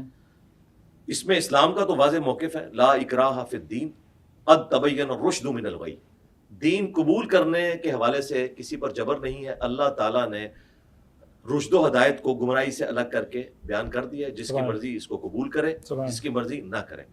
فورس کنورژن اسلام میں حرام ہے جی، گن پوائنٹ پہ۔ کیا بات؟ اگر کوئی اس کی مثال دیتا ہے نبی اسلام کی مبارک زندگی سے تو وہ بھی میں آپ کے کیمرے کی وسادت سے کلیئر کر دوں۔ نبی اسلام کی مبارک زندگی میں ایک اللہ تعالیٰ کا قانون تھا جو رسولوں کے کیس میں ہوتا ہے کہ جب رسول کو بھیجا جاتا ہے تو حجت تمام کر دی جاتی ہے، اس کے بعد اگر کوئی رسولوں کا انکار کرتا ہے تو اللہ تعالیٰ کی طرف سے عذاب آتا ہے۔ نبی اسلام کے کیس میں وہ عذاب ڈیفرنٹ شکل میں آیا، سورہ توبہ میں آیا کہ ہم صحابہ کی تلواروں کو ان پر مسلط کریں گے۔ قوم شعیب ہلاک ہوئی انکار کرنے پر، قوم فرعون ہلاک ہوئی، صالح علیہ السلام کی قوم ہلاک ہوئی، ہود علیہ السلام کی قوم ہلاک ہوئی۔ ہمارے نبی اسلام کے انکار پہ بھی مشرکین عرب نے ہلاک ہونا تھا کیونکہ 23 سال کی دعوت تھی۔ یہاں پر اللہ تعالیٰ نے فرمایا کہ اس دفعہ ہم مسلمانوں کی تلوار ان پر مسلط کریں گے۔ وہ سورہ التوبہ میں آیات نازل ہوئی کہ 4 مہینے کا ٹائم ہے، پیچھے 23 سال کی محنت ہے، اب بھی موقع ہے اسلام قبول کر لو، ورنہ اللہ کی طرف سے عذاب استیصال آئے گا اور تمہیں قتل کیا جائے گا، یا عرب کی سرزمین چھوڑ کر چلے جاؤ۔ الحمدللہ 99.9% لوگوں نے اسلام قبول کر لیا، اور دیکھیں یہ اتنا بڑا معجزہ ہے۔ 2/3 قرآن دھمکیوں پر تھا کہ جس طرح اگلے پیغمبروں کے انکار پر عذاب آیا تھا، اہل مکہ تم پہ بھی عذاب آئے گا، لیکن پریکٹیکلی آیا ہی کوئی نہیں۔ یعنی اللہ تعالیٰ کی رحمت دیکھیں کہ اللہ تعالیٰ نے یہ تو گوارا کر لیا کہ 2/3 قرآن کی دھمکیاں دھری رہ جائیں، اور اس کے اپوزٹ رزلٹ نکال لیا۔ یہ اللہ تعالیٰ کی رحمت ہے۔ रहमतुल लिल आलमीन सल्लल्लाहु अलैहि वसल्लम की रविश है कि अबू सुफियान को भी, हिंद को भी माफ कर दिया। यूसुफ अलैहिस्सलाम वाला जुमला बोला, ला तसरीब अलैकुमुल यौम, आज तुम पर कोई गिरफ्त नहीं है। तो ये एक स्पेसिफिक नबी इस्लाम के साथ जुड़ी हुई चीज है। इसके बाद ये नहीं है कि आप तलवार लेकर निकलेंगे और लोग कहेंगे जी कलमा पढ़ो नहीं तो कत्ल किए जाओगे, ये इस तरह नहीं है। ना हम बाद की एक्सपेंशंस को इस्लामिक एक्सपेंशन समझते हैं, बनु उमैया या बनु अब्बास की या इवन सल्तनत उस्मानिया की। ये सुपर पावर्स की एक्सपेंशन थी, हाँ मुसलमानों की एक्सपेंशन थी, इस्लाम की नहीं थी। क्या बात है, absolutely right, logical and spot on. अच्छा अली भाई, अभी हमने कहा बात की कि स्टेट जो है it has to be religious, और पाकिस्तानी स्टेट की मिसाल भी दी, एग्जाम्पल भी कोट की। क्या इस्लामिक एक स्टेट जो है वो अल्कोहल की ऊपर टैक्सेशन कबूल कर सकती है, मतलब लॉजिकली या इस्लामिकली, क्या इस पे अंदर हुक्म है? इस्लाम में तो अल्कोहल बेचना भी हराम होगा, उसकी दुकान खोलना भी हराम, और यहाँ जो क्रिश्चियंस को इन्होंने परमिट दिए में वो तो कहते हैं हमारे रिलीजन में भी हराम है, हिंदू कहते हैं हमारे रिलीजन में भी हराम है। पता नहीं ये कौन से लामज़हब लोग हैं जिनको इन्होंने। मैं यहाँ पे वही चीज़ कोट करना चाह रहा हूँ, वो कहते हैं इस्लाम फॉरबिड्स अल्कोहल कंजम्पशन, सूरह अल-माइदा में जिक्र हो जाता है, लेकिन वो कहते हैं जो इसको करते हैं जस्टिफाई, वो कहते हैं जी taxation and regulation are separate matters. और करंट टैक्सेशन की अगर बात की जाए तो पाकिस्तान के अंदर लीगली जो प्रोड्यूस की जाती है वो माइनॉरिटीज़ एक्सपोर्ट के ज़रिए, वो एक्साइज ड्यूटी एक्ट 2005 के अंदर की जाती है 25 से 85% पर यूनिट के अंदर। 2022 के अंदर हुकूमत वक्त ने 1.5 बिलियन रुपीस जो हैं अल्कोहल रिलेटेड टैक्सेस में कबूल भी किए। नहीं हराम है, ये कोई दूसरी राय नहीं है। और जो लोग ये कहते हैं ना कि जी कुरान हकीम में है कि शराब में फ़ायदे भी हैं और नुकसान भी हैं, और इसके नुकसानात फ़ायदों से ज़्यादा हैं, तो ये फ़ायदे से मुराद इसके पीने का फ़ायदा नहीं है, वो यही वाला फ़ायदा था कि लोग इसको बेचते थे पीने में। तो अब हॉलीवुड की फिल्म में पहले तो टोबैको के हवाले से आती थी ना स्टेटमेंट, अब उन्होंने मान लिया। देखें, आज से 10 साल पहले का भी इंसान दुनिया में आ जाए वो नहीं मानेगा कि शराब के 100% नुकसानात हैं। अल्हम्दुलिल्लाह आज साइंस ने वेरीफाई कर दिया है कि 100% नुकसानात हैं। ध्रुव राठी ने बकायदा इसके ऊपर इतनी ज़बरदस्त वीडियो बनाई है, उसने कहा 1% भी इसका कोई फ़ायदा नहीं है। लेकिन साइंस को यहाँ पहुँचते पहुँचते कितना टाइम लगा है। अगर हम सर तस्लीम खम कर देते रिवील्ड नॉलेज के सामने जो अल्लाह ताला ने हमें दिया था, क्योंकि इस तरह के मामला खुदा बताता है। हाँ आप ट्रैफिक कवानीन बनाए वो आपका हक है, लेकिन जो अखलाकी कवानीन है ना वो गॉड देगा जो आपका क्रिएटर है। जामिया तिर्मिज़ी में हदीस है, शराब कशीद करने वाला, निकालने वाला, उसको सर्व करने वाला, सवारी पे लोड करने वाला, अनलोड करने वाला, पीने वाला, पिलाने वाला, खरीदने वाला, बेचने वाला, ये 10 किस्म के लोगों पर अल्लाह के नबी इस्लाम ने लानत फरमाई है। हाँ जी, लिहाजा इसमें कोई दूसरी राय नहीं है कि शराब का कारोबार नहीं हो सकता। वतआवनु अलल बिर्रि वत्तक़वा वला तआवनु अलल इस्मि वल उद्वान, नेकी और परहेज़गारी के कामों में एक दूसरे की मदद करो और गुनाह और सरकशी के कामों में मदद ना करो। ये यूनिवर्सल एक रूल बता दिया गया, और यही जवामे कलिमात हैं कुरान हकीम के, हर चीज़ में फिट आती है। अब देखें हमारे कई पश्तून भाई हैं, वो हेरोइन भी स्मगल करते हैं और एयरपोर्ट के ऊपर पकड़े जाते हैं तो वहां पे नमाज भी पढ़ रहे होते हैं और कहते हैं ये हमारा कारोबार है। और जब उनसे दलील पूछी जाती है कहते हैं जी उलमा ने फतवा दिया है कि गधा खाना हराम है लेकिन गधा बेच सकते हैं आप। भाई गधा इसलिए बेच सकते हैं कि गधा सवारी के तौर पे भी इस्तेमाल होता है। अगर गधे का गोश्त बेचेंगे ना तो गधा बेचना भी हराम है, ये ज़हन में रखिएगा। अमेरिका में कई अहले हदीस उलमा ने फतवे दिए हैं कि जी आप खंजीर का गोश्त नॉन मुस्लिम को बेच सकते हैं। मुसलमान इस तरह का कोई काम कर ही नहीं सकता। नेकी और परहेज़गारी के कामों में आपने मदद करनी है, गुनाह के कामों में आपने मदद नहीं करनी। खा आप इस्लामिक स्टेट में रह रहे हैं, खा किसी सेकुलर स्टेट में रह रहे हैं, आप तो खुदा की जमीन पे रह रहे हैं ना। सबसे पहले तो आपके जिस्म के ऊपर आपके रब का हक है ना, ठीक है ना। तो खुदा की मर्जी इस जिस्म पे चलनी चाहिए, स्टेट की तो बाद में मर्जी चलेगी। क्या बात है, लॉजिकल। सो मौजूदा जो वक्त है, हुक्मरान वक्त जो है उनके लिए भी इसके अंदर एक सवाल है और मैसेज है, हो सकता है अगर उसको फॉलो करें तो क्या बात है, ताहयात उनका नाम रह जाए, लेकिन मुश्किल ऐसा लगता है। अली भाई थोड़ा सा हम सियासी गुफ्तगू की तरफ बढ़ते हैं, और अच्छी लगती है आपसे सुन के। मज़हब को तो सीखते हैं आपसे, सियासी गुफ्तगू के अंदर डिबेटेबल होती है और back and fourth information exchange हो सकती है। आपने साबिक वज़ीर आज़म इमरान खान साहब को यू टर्न का मास्टर कहा, यू टर्न का मास्टर नॉट मास्टर, अच्छा, और कहते हैं कि गैर मुस्तकिल मिजाजी जो है उसके ऊपर तनकीद की। लेकिन वो कहते हैं कि आपके ऊपर फिर क्रिटिसिज्म आता है कि जब आप उनको कहते हैं कि गैर मुस्तकिल मिजाजी और यू टर्न के मास्टर हैं, तो आपके नाकिद कहते हैं कि आपने माजी में मुफ्ती तारिक मसूद को जब मनाजरे का चैलेंज किया और उससे पलटे, اس کے بعد آپ نے مفتی حنیف قریشی کے جیل آنے پر پولیس کو بھیجا، خود نہیں گئے، علامہ ابتسام الہی ظہیر کا ذکر کرتے ہیں، اسی طرح مفتی عبدالوحید قریشی، حافظ ابو یحییٰ نور پوری، حافظ شام الہی ظہیر، مفتی راشد محمد رضوی، مولانا سیف اللہ محمدی، مطلب یہ کافی لمبی لسٹ ہے۔ اور پریزنٹلی عمران ریاض، آفتاب اقبال اور جنید سلیم کا بھی نام ہے، لیکن ان ناموں کو ہم سائڈ پہ رکھتے ہیں، باقی ناموں کو رکھتے ہیں۔ وہ کہتے ہیں کہ ان ناموں کو آپ نے چیلنج ون وے اور اندر یا ان کا چیلنج قبول کیا ہے یا آپ نے چیلنج پٹ فارورڈ کیا ہے، جب موقع آیا تو آپ نے یو ٹرن لے لیا۔ نہیں، بالکل ایسا ہوا ہی نہیں ہے۔ کاش ایسا ہوا ہوتا تو وہ ویڈیو سامنے آتی اور ہمارے مخالفین جو قرآن و سنت کے دلائل میں ہمارا مقابلہ کرنے سے قاصر ہیں تو ان کے ہاتھوں یہ چیز لگ جاتی۔ اس طرح کی کوئی چیز نہیں ہوئی ہے۔ نہیں، بہت سی ویڈیوز لیکن موجود تو ہیں نا جس میں وہ کہہ رہے ہیں باہر آ کے اکیڈمی کے آ جاؤ، باہر آ جاؤ، یہ کر لو۔ تو ہوتا ہی نہیں ہے۔ مجھے بتائیں، آپ صحافی ہیں، ٹھیک ہے، آپ فیکٹس اور فگرز کے ساتھ کوئی رپورٹ رکھتے ہیں، کسی دوسرے صحافی کی رپورٹ کو چیلنج کرتے ہیں اپنے پروگرام کے ذریعے، تو اس کا رزلٹ یہ نکلتا ہے کہ وہ صحافی شام کے وقت 500 بندہ لیتا ہے اور آپ کے گھر پہنچ جاتا ہے۔ اگر میں مناظرہ کہوں، میں کہوں آپ میرے سامنے آئے، میں نے تو کہا ہی نہیں نا، میں آپ کو یہی تو بتانا چاہ رہا ہوں۔ ویڈیوز دیکھیں کہ آئیں سامنے بیٹھ جائیں، سامنے بیٹھ جائیں، نہیں، بالکل نہیں، بالکل نہیں کہا، کبھی نہیں کہا۔ ہاں دیکھیں نا، میں اتنی بڑی بات آپ کے کیمرے میں کر رہا ہوں۔ ہاں، اب میں بتا دوں کہ میں نے کہا کیا ہے، ٹھیک ہے، وہ بھی میں بتاتا ہوں۔ جب یہ ہمارے قرآن و سنت کے دلائل کے مقابلے پر فیل ہو گئے نا، تو انہوں نے کہا کہ آخری حل یہ ہے کہ انجینئر کو ہمارے سامنے بٹھاؤ، کہ انہوں نے کہا علماء نے، ٹھیک ہے، میں نے نہیں کہا کہ میرے سامنے آ کے بیٹھو، میں نے تو اسٹامپ پیپر لکھ کے دیا ہوا ہے۔ اسٹامپ پیپر کی یہ کاپی اتنی بڑی بار لگی ہوئی ہے کہ میں مناظروں میں بلیو ہی نہیں رکھتا، اس کا رزلٹ کوئی نہیں نکلتا، کیونکہ پہلے کیا انہوں نے آپس میں مناظرے کر کے کوئی رزلٹ نکالا ہوا ہے؟ نیور۔ جب یہ ہمارے اسٹوڈنٹس کو ٹونٹ کرتے تھے نا کہ تمہارا ٹیچر ہمارے ساتھ بیٹھتا نہیں ہے، تو میں نے کہا کہ for the sake of argument, اگر آپ سمجھتے ہو کہ یہ میرے حق میں ہونے کی دلیل ہے کہ میں آپ کے سامنے بیٹھوں تو میں تیار ہوں، لیکن صرف ایک شرط کے ساتھ، ٹھیک ہے، اور وہ آپ بھی لے جائیں، اور جتنے لوگوں کے آپ نے نام لکھے ہیں، ٹائم آپ کے پاس بھی قیامت تک کے لیے کہ کوئی ایک بندہ بھی تیار ہو جائے، اور شرط کوئی مشکل نہیں ہے، کوئی میں نے ان سے پیسے نہیں ڈیمانڈ کیے، میں نے کہا کہ اپنے فرقے کے بڑے سے اپنے حق میں ایک ویڈیو بنواؤ چھوٹی سی کہ یہ میرے فرقے کا ریپ ہے، اس کی جیت میری جیت، اس کی ہار میری ہار ہے۔ اور یہ میں کیوں چاہ رہا ہوں؟ صرف مولانا فضل الرحمان کے ہاتھ پہ 5 لاکھ علماء بیعت ہیں، مجھے عمر نو بھی مل جائے نا، 5 لاکھ کے ساتھ مناظرہ نہیں کر سکتا۔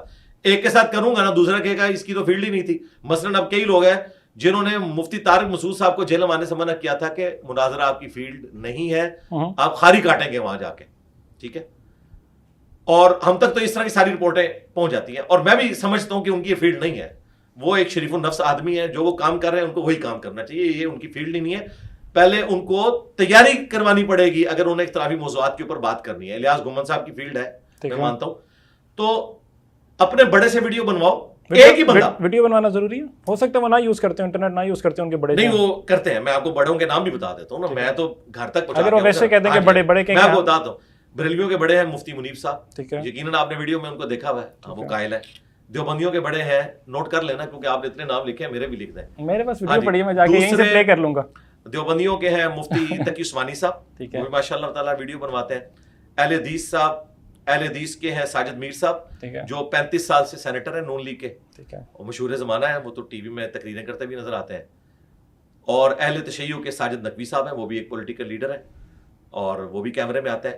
ان سے اپنے حق میں ویڈیو، ریٹن میں نہیں، ریٹن میں تو میں بھی بنا دیتا ہوں کسی کے حق میں، ریٹن والا معاملہ جو ہے نا وہ اڈوب فوٹو شاپ والا ہوگا، اور یہ ویڈیو بھی اے آئی کی نہیں، اوریجنل ہونی چاہیے، اپلوڈ کریں۔ میں اگلا سورج بھی طلوع نہیں ہونے دوں گا، میں اتوار کا بھی انتظار نہیں کروں گا سرکار، میں تو لڈیاں پاواں گا کہ مفتی منیب نے یہ بندہ لانچ کیا ہے انجینئر صاحب کے مقابلے پہ۔ لانچ کا ورڈ شاید ٹھیک نہیں ہے، کوئی اور ورڈ یوز کر لیتے ہیں، اس کو آپ نیگیٹو سمجھتے ہیں، سپورٹ کر لیتے ہیں، کیونکہ وہ لوگ، میں تو یہود و نصارہ کی طرف سے لانچ ہوا ہوں بقول ان کے، میں ان کی طرف سے ان کو لانچ کا لفظ نہیں استعمال کر سکتا۔ اسی لیے چلے وہ مارکیٹ میں اپنا بندہ پروڈیوس کر لیتے ہیں، سپورٹ کرتے ہیں اس کو۔ اچھا، تو پھر میں بیٹھنے کے لیے تیار ہوں، اور یہ بھی ان کی خواہش پہ، یہ ذہن میں رکھیے گا، میری کوئی خواہش نہیں ہے، میں نے کیوں بیٹھنا ہے۔ میں یہ سمجھتا ہوں کہ یہ علماء جو مجھے چیلنج کرتے ہیں نا بیٹھنے کا، فیم کے لیے کرتے ہیں۔ اگر یہ میرے ساتھ مخلص ہے نا تو اپنے بڑے سے ویڈیو بنوا لیں۔ اب جو بڑا ان کو ویڈیو بنانے کے حق میں نہیں ہے، اس کا مطلب ہے وہ بڑا یہ سمجھتا ہے کہ یہ چھوڑو اس قابل نہیں ہے کہ وہاں جا کے میں اس کو ذلیل کرواؤں، یا وہ یہ سمجھتا ہے کہ انجینئر صاحب کے ساتھ ہم نے کو ایگزسٹ کرنا ہے، اور یہی بات درست ہے۔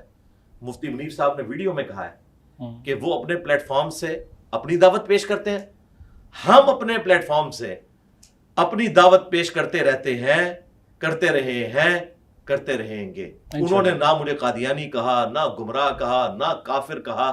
یہ کون سا قادیانی ہے کہ جو پاکستان میں اعلانیہ سوشل میڈیا کے اوپر چھایا ہوا ہے؟ قادیانیوں کی تو تبلیغ کے اوپر پابندی ہے پاکستان میں، تو ہماری اکیڈمی تو کھلتی ہے. غلط بات ہے بس obviously. ٹھیک ہے نا. جب یہ کرتے ہیں، اگر یہ میرے ساتھ مخلص ہوں تو آج تک جتنے لوگ آئے ہیں وہ اس قسم کی آفر یہاں سے لے کے گئے ہیں، لیکن دوبارہ انہوں نے معذرت کی ہے جی کوئی تیار نہیں ہوا. اب مجھے بتائیں، میں اپنی اکیڈمی کے ایک اسٹوڈنٹ کو مزار قائد پہ بھیجوں اور وہ وہاں رات کے 2 بجے ایک ویڈیو بنائے جس میں مفتی طارق مسعود صاحب نے کیا کہ تقی عثمانی باہر نکل، میں آ گیا ہوں منازعہ کرنے کے لیے. انہوں نے اپنا اسٹوڈنٹ بھیجا تھا. ظاہر ہے کہ وہ تو چھوٹے ہیں نا. تقی عثمانی صاحب کے اسٹوڈنٹ یہی ہے نا، بلکہ اسٹوڈنٹ میں نہیں، اسٹوڈنٹ کے اسٹوڈنٹ ہیں. ٹھیک ہے، تو میں بھی اپنا کوئی اسٹوڈنٹ بھیجوں اور کہہ جی تقی عثمانی باہر نکل، تو مجھے بتائیں تقی عثمانی صاحب تو اس کے اوپر ویڈیو بھی نہیں ریکارڈ کروائیں گے. میں نے تو پھر بھی اتوار والے دن ویڈیو ریکارڈ کروا دی تھی نا. اور یہ ان کی ڈیمانڈ کے اوپر ہے، کیونکہ ان کا دعویٰ یہ ہے کہ میں نے پیرلل میں ایک نیا کوئی فرقہ لانچ کر دیا، تو بھائی اس فرقے کا بڑا تو میں ہوا نا، for the sake of argument. ٹھیک ہے. زمبابوے کی ٹیم کا مقابلہ آسٹریلیا کی ٹیم سے ہوگا. آسٹریلیا کی ٹیم یہ نہیں کہہ سکتی کہ آپ کا تو لیول ہی کوئی نہیں ہے، آپ سڈنی کی ٹیم کے ساتھ کھیلیں، یہ ہو ہی نہیں سکتا. تو مجھے یہ زمبابوے ہی سمجھ لیں، خود آسٹریلیا بن جائیں، لیکن ایٹ لیسٹ مجھے یہ والی آنر تو دیں نا کہ میرے سامنے اپنا بڑا بٹھائیں. اور اگر بڑا چرب زبانی کی کمزوری کی وجہ سے یا ضعیف عمری کی وجہ سے میرے ساتھ گفتگو نہیں کر سکتا کہ اسے ایک جملہ بولنے کے لیے 3 منٹ چاہیے، اتنی دیر میں تو میں اپنا پورا مقدمہ رکھ لوں گا، تو کوئی چرب زبان بندہ لانچ کر دے. اب یہ کوئی طریقہ ہے کہ آپ کسی کے گھر کے باہر جا کے کہیں کہ باہر نکل باہر نکل. اور مفتی حنیف قریشی صاحب نے تو خود مانا ابرار بھائی کی پوڈ کاسٹ میں، جو یو کے سے پی ٹی اے کی بیٹ کور کرتے ہیں، کہ مجھے انہوں نے بلایا نہیں تھا. تو انہوں نے کہا جب بلایا نہیں تھا تو لینڈ کے کیس ہوتا ہے. اس طرح ہوتا ہے. یہاں پر میرے بھائی سیکورٹی ہوتی ہے. اگر کوئی دنگا فساد کرنے کے لیے، مناظرے کے لیے، یوں چیلنج کرنے کے لیے آئے گا نا، تو وہ سیدھا جیل جائے گا. جیم سے جیل، جیم سے جیلم، جیم سے جہنم اور جیم سے جنت.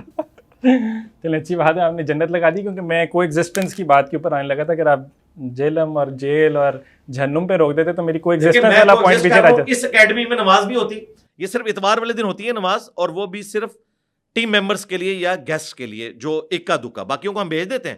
آپ کے آنے سے پہلے 300 کے قریب لوگ تھے، ہم نے ان کو بھیج دیا. ہم یہاں اس طرح کی کوئی ایکٹیویٹی پرفارم نہیں کرتے. صرف اتوار کو اکیڈمی کھلتی ہے، کوئی چندہ بک نہیں، کوئی مسجد نہیں. ہم نمازیں ان کے پیچھے پڑھتے ہیں، چندے ان کو دیتے ہیں. یہ کہتے ہیں آپ نے فرقہ لانچ کیا. فرقوں کی ایک گندگی میرے اندر نہیں ہے اور میری ایک اچھائی فرقوں میں نہیں ہے. مثلا میری اچھائی یہ ہے، میں یہ کہتا ہوں کہ سارے فرقوں کو چندہ دینا حلال ہے، یہ کہیں. میں کہتا ہوں سارے فرقوں والوں کے پیچھے نماز پڑھنا درست ہے، یہ کہہ کے بتائیں. اب کہہ دیں، نہیں کہہ سکتے. ویسے آپ اتنا تو کہہ دینا یار، لاجیکل سا پوائنٹ ہے، اتنا سا بات کہہ دیں اور آگے ساتھ بیٹھ جائیں. لیکن ساتھ بیٹھنا مقصد نہیں ہے، کوئی ایگزسٹ کرنا مقصد ہے. ارے بھائی ایبسلیوٹلی گاٹ یور آنسر. جواب اگر ان کی سائڈ سے کسی نے دینا ہوگا تو دے دے گا. ہمارا مقصد اس سے آگے تھوڑا سا بڑھنا ہے، اس لیے پلیز آپ کا ٹائم میں کاٹ رہا ہوں. آگے بڑھیں گے. بھائی آپ نے عمران خان صاحب کے اوپر ہی رہیں گے. خان صاحب کا آپ نے یوٹرن والا میں نے حوالہ دیا. خان صاحب کو آپ نے ایک بات میں نا، اس میں بات کر لیتے ہیں نا. اگر آپ 6 سوال رکھیں گے تو مجھے 6 نہیں ہے، ایک سوال رکھیں. ہاں اس سوال کو آپ فریز کریں. وہ سوال تو ہو گیا نا، یوٹرن والا ہو گیا. میں نے اس کا جواب ہی نہیں دیا. آپ نے وہ خان صاحب کے یوٹرن کی بات کی تھی تو آپ وہ نہیں پوچھنا چاہ رہے، کوئی اور سوال کرنا چاہ رہے، کر لیں. نہیں آپ دے دیں، اگر کچھ اس میں اور چیز ایڈ کرنی ہے تو کر دیں. پوچھنا نہیں چاہ رہا، لیکن آپ نے کافی لمبا جواب دیا نا اس کا. خان صاحب کا یوٹرن کے اوپر نہیں میں جا رہا، میں خان صاحب کے یوٹرن پہ نہیں جا رہا. آپ نے ویسے کوٹ کیا تھا، میں نے کوٹ کیا تھا. وہ فخریہ کہتے ہیں میں یوٹرن کا ماسٹر ہوں، وہ کہتے ہیں بڑا لیڈر وہ ہوتا ہے جو یوٹرن لے. ہم کہتے ہیں یوٹرن نہیں لینا چاہیے آپ کو. آپ کو اپنے مقصد کو فکس کر کے اسٹریٹجی اڈاپٹ کرنی چاہیے. یو ٹرن یہ ہوتا ہے کہ 180 ڈگری اسٹریٹجی میں چینج نہیں آ سکتا. آ سکتی ہے. You turn who 180 degree. دیکھیں یو ٹرن ہوتا ہے کہ میں پھر کھول کے کروں گا تو پھر آپ کا کیمرہ اس کا وزن اٹھا لے. نہیں یو ٹرن میں بتا دوں، اسٹریٹجی چینج کرنا حالات و واقعات کے مطابق بالکل کرنی چاہیے. بالکل 180 ڈگری اگر چینج کرنا ہے تو پھر آپ اپنے پرانے گناہوں کے اوپر معافی مانگیں گے. 180 ڈگری یہ ہے کہ آپ لوگوں کو بتاتے ہیں کہ آرمی چیف قوم کا باپ ہوتا ہے اور آرمی چیف کے بارے میں بولنا پوری آرمی کے بارے میں بولنا ہوتا ہے. ٹھیک ہے، آرمی چیف قوم کا باپ ہوتا ہے نہیں ہوتا. آپ کے باپ تو نہیں آپ کو بدلنا چاہیے. میں اور آج آپ اسی ڈاکٹر پہ کھڑے رہیں کہ آج بھی جب آپ ایکس پہ آرمی چیف کے خلاف بولتے ہیں نا تو پوری آرمی کے خلاف آپ بول رہے ہوتے ہیں. تو قائم رہیں اس بات کے اوپر. چلیں ٹھیک ہے. لیکن اس وقت جو آپ کرتے رہے نا کہانی کرواتے رہے اور آپ کی جتنی کہانی ہے 2014 سے لے کے آج تک ان کہانیوں کے اوپر معافی مانگے وہ ساری اور میں نے مانگی ہے. اگر یہ مجھے کہتے ہیں نا کہ میں نے کوئی یو ٹرن کیا, پہلی بات ہے میں نے تو کوئی یو ٹرن لیا ہی نہیں. الحمدللہ جب سے میری ویڈیوز ریکارڈ ہونا شروع ہوئی ہیں, اللہ کا شکر ہے میں نے اپنے معاملات کو کنکلوڈ کرنے کے بعد اس پلیٹ فارم کو اڈاپٹ کیا. ہاں وقت کے ساتھ اگر کوئی چیز مجھ پر عیاں ہوئی تو میں نے اس کے حوالے سے اس کو کلیریفائی کیا, لیکن میرا پرانا موقف بھی ایسا نہیں ہوگا کہ یو ٹرن. مثلا میرا موقف تھا کہ رکوع میں رکعت نہیں ملتی, میں امام بخاری کے ساتھ تھا, لیکن میری وہ ویڈیوز بھی اٹھا کے دیکھیں, میں یہ کہتا تھا کہ جو اس کے قائل ہے نا ان کی نماز بھی درست ہے. ٹھیک ہے, یہ نہیں کہ میں کہتا ہوں کہ نماز ہی نہیں ہوتی, یہ حرام کے مرتکب ہو گئے, یہ غدار ہو گئے, یہ نہیں کرتا تھا. اب میں نے اس کو اڈاپٹ کیا, اس موقف کو بہتر سمجھا, تو یہ کوئی 180 ڈگری ڈیسیژن نہیں ہے. ٹھیک ہے. اچھا میں نے عمران خان صاحب کا جو یو ٹرن تھا, عمران خان صاحب کے اوپر ڈیبیٹ نہیں تھی, وہ صرف میں نے حوالہ وہ پھر بات ہی نہیں کرنی چاہیے تھی. پتہ ہے صرف مینشن کر کے پھر وہ بیچ میں سے بات اٹھاتے کہتے ہیں کہ جواب گول کر گیا, تو اس لیے اگر کوئی مولوی کی مثال دیتے تو میرا نہیں خیال, مطلب ایک تو اچھا ٹھیک ہے لاجیکل ہو جاتا ہے نفس کے اوپر نہیں میری نظر بھی ہے اور ہاتھ بھی ہے, باہر رکھی ہے. میں ایبسولوٹلی ماشاءاللہ, اللہ آپ کی بانگ کو ایسے ہی قائم رکھے. میں خان صاحب کے اوپر جو سر میں نے بات کی نا, عمران خان صاحب کو یو ٹرن کر دے کے آپ کی بات کی, اب میں اگلے سوال کی جانب یہ بڑھ رہا تھا اسی طرف عمران خان کی طرف سے کہ آپ نے ان کی یو ٹرن کی بات کی, آپ نے ان کا ہٹلر سے بھی ایک کمپیریزن کیا. ڈو یو تھنک وہ کمپیریزن جسٹیفائڈ ہے؟ دیکھیں جب کسی شخص کا کمپیریزن کروایا جاتا ہے تو اس کا مطلب یہ نہیں ہوتا کہ کمپیریزن کروایا جاتا ہے. کس نے کروایا کمپیریزن؟ میں بتاتا ہوں, میں بتانے لگوں نا, میں تو ابھی آگے آ رہا ہوں, ابھی تو بات سٹارٹ کی ہے. اگر آپ نے پہلے جملے پہ مجھے پکڑ لینا, آئی تھاٹ کسی نے کروایا, وہ ساؤنڈ اس پہ کلپ یہ بنے گا, لوگ بنائیں گے کہ کمپیریزن کروایا جاتا ہے, لوگ بنائیں گے کلپ. یہ تب بنائیں گے جب اس کے بعد میں خاموش ہو جاؤں. وہ کاٹ لیں گے اتنا کلپ, علی بھائی بھی آپ نے خود ہی کہا ہے. نہیں پھر تو میرا خیال ہے ہمیں گفتگو کرنی نہیں چاہیے. اچھا نہیں کنٹینیو. اگر آپ کو یہ فکر لگی ہے, یعنی آپ یہ کہہ رہے ہیں کہ میں آپ کے لیے کہہ رہا ہوں, آپ کے لیے آپ کو یہ فکر ہے کہ اللہ تعالیٰ کو یہ فکر ہے کہ اگر میرا کلپ کاٹ لیا گیا کہ نماز کے قریب مت جاؤ تو میں یہ آیت ہی نازل نہیں کرتا, تو نازل تو اسی طرح ہی ہوئی ہے. ٹھیک ہے کنٹینیو. اس طرح تو نہیں ہو سکتا. وہ کلپ کاٹے والوں کو چھوڑے, ان کے پیچھے ہم تو چھوٹا سا جوک تھا. ہم میرے خیال علمی ڈیبیٹ کر رہے ہیں, اچھی ڈیبیٹ جا رہی ہے. جاہل آدمی کی وجہ سے ہم آپس میں تو اپنا ٹائم ضائع نہ کریں. میرا ٹائم بہت قیمتی ہے, میں نے بالکل ٹھیک ہے, اور ریکارڈنگز بھی کروائی ہیں. ہاں تو جب بھی کمپیریزن کروایا جاتا ہے, اس جملے سے بات دوسری طرف چلی, تو اس میں منون 100% اس چیز کا ہونا ضروری نہیں ہے. ٹھیک ہے. ہاں مثال دی جاتی ہے. مثلا میں اپنے استاد کے بارے میں یہ کہا کرتا ہوں کہ مولانا اسحاق صاحب اس دور کے امام حسین تھے علیہ السلام.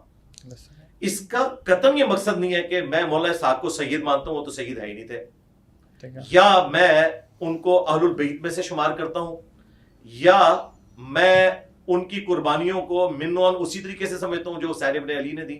نہیں, ایک فیکٹر میں کہ حسین ابن علی نے دلیری دکھائی گیون سرکمسٹانسز میں, 3 براعظموں میں پھیلی ہوئی بنو امیہ کی حکومت کے خلاف وہ کھڑے ہوئے.